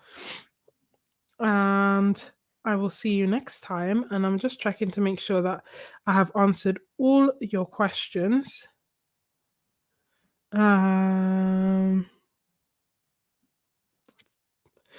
Someone asked me favorite YouTubers, and I have made a video about that, which I will link for you. But some that come off the top of my head: Creating Cute Art, I love. Sarah Burns Studio, I absolutely love. Temi Danso, I love. Lindsay the Frugal Crafter is a new addition, but I also love. Yoti Chi, I can't say his name properly, but if you've been watching YouTube for a while, you probably know him. I love his channel as well. And he's like one of the OGs, as in, like, I was watching his channel long before I started art. I don't know why, but I really, really loved and enjoyed his channel. Him and Mini Small, I really, really loved. Hamrib, I love her channel as well. So they are just some of my favorites, and the rest I will highlight down below. MVPs unite. I love it. If you have enjoyed this video, if you have found it useful, then please, please, please consider hitting the like button. If you want to know more, if you want to be part of my Ko-fi, then pretty please consider joining my Ko-fi, which is linked down below in the description, as well as being on the screen as we speak.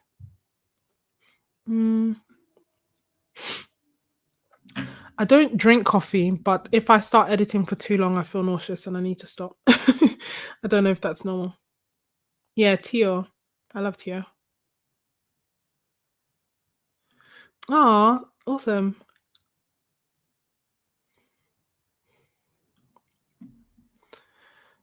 Miss Ebony always got my back. I need to figure out how to make you a mod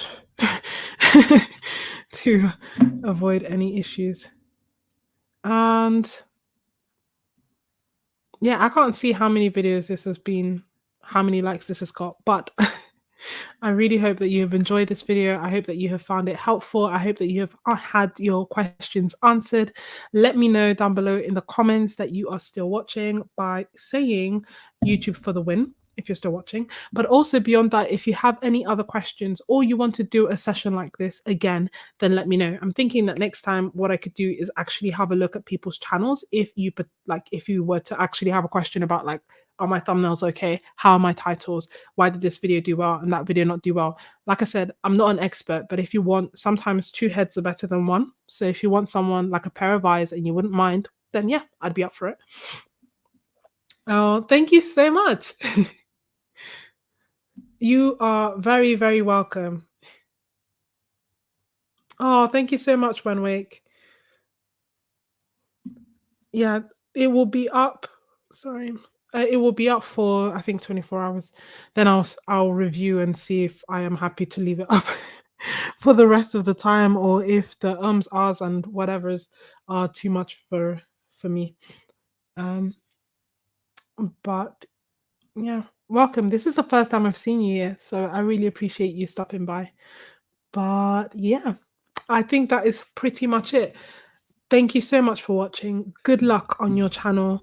Happy New Year, Merry Christmas if we don't speak before then. And I honestly can't wait to see all the awesome channels that you will create. If you do have a channel and you do want to leave it down below in the description, then again, feel free to do so. I won't be offended. In fact, I will be curious to see what you are creating. So thank you so much and have a lovely week. Bye.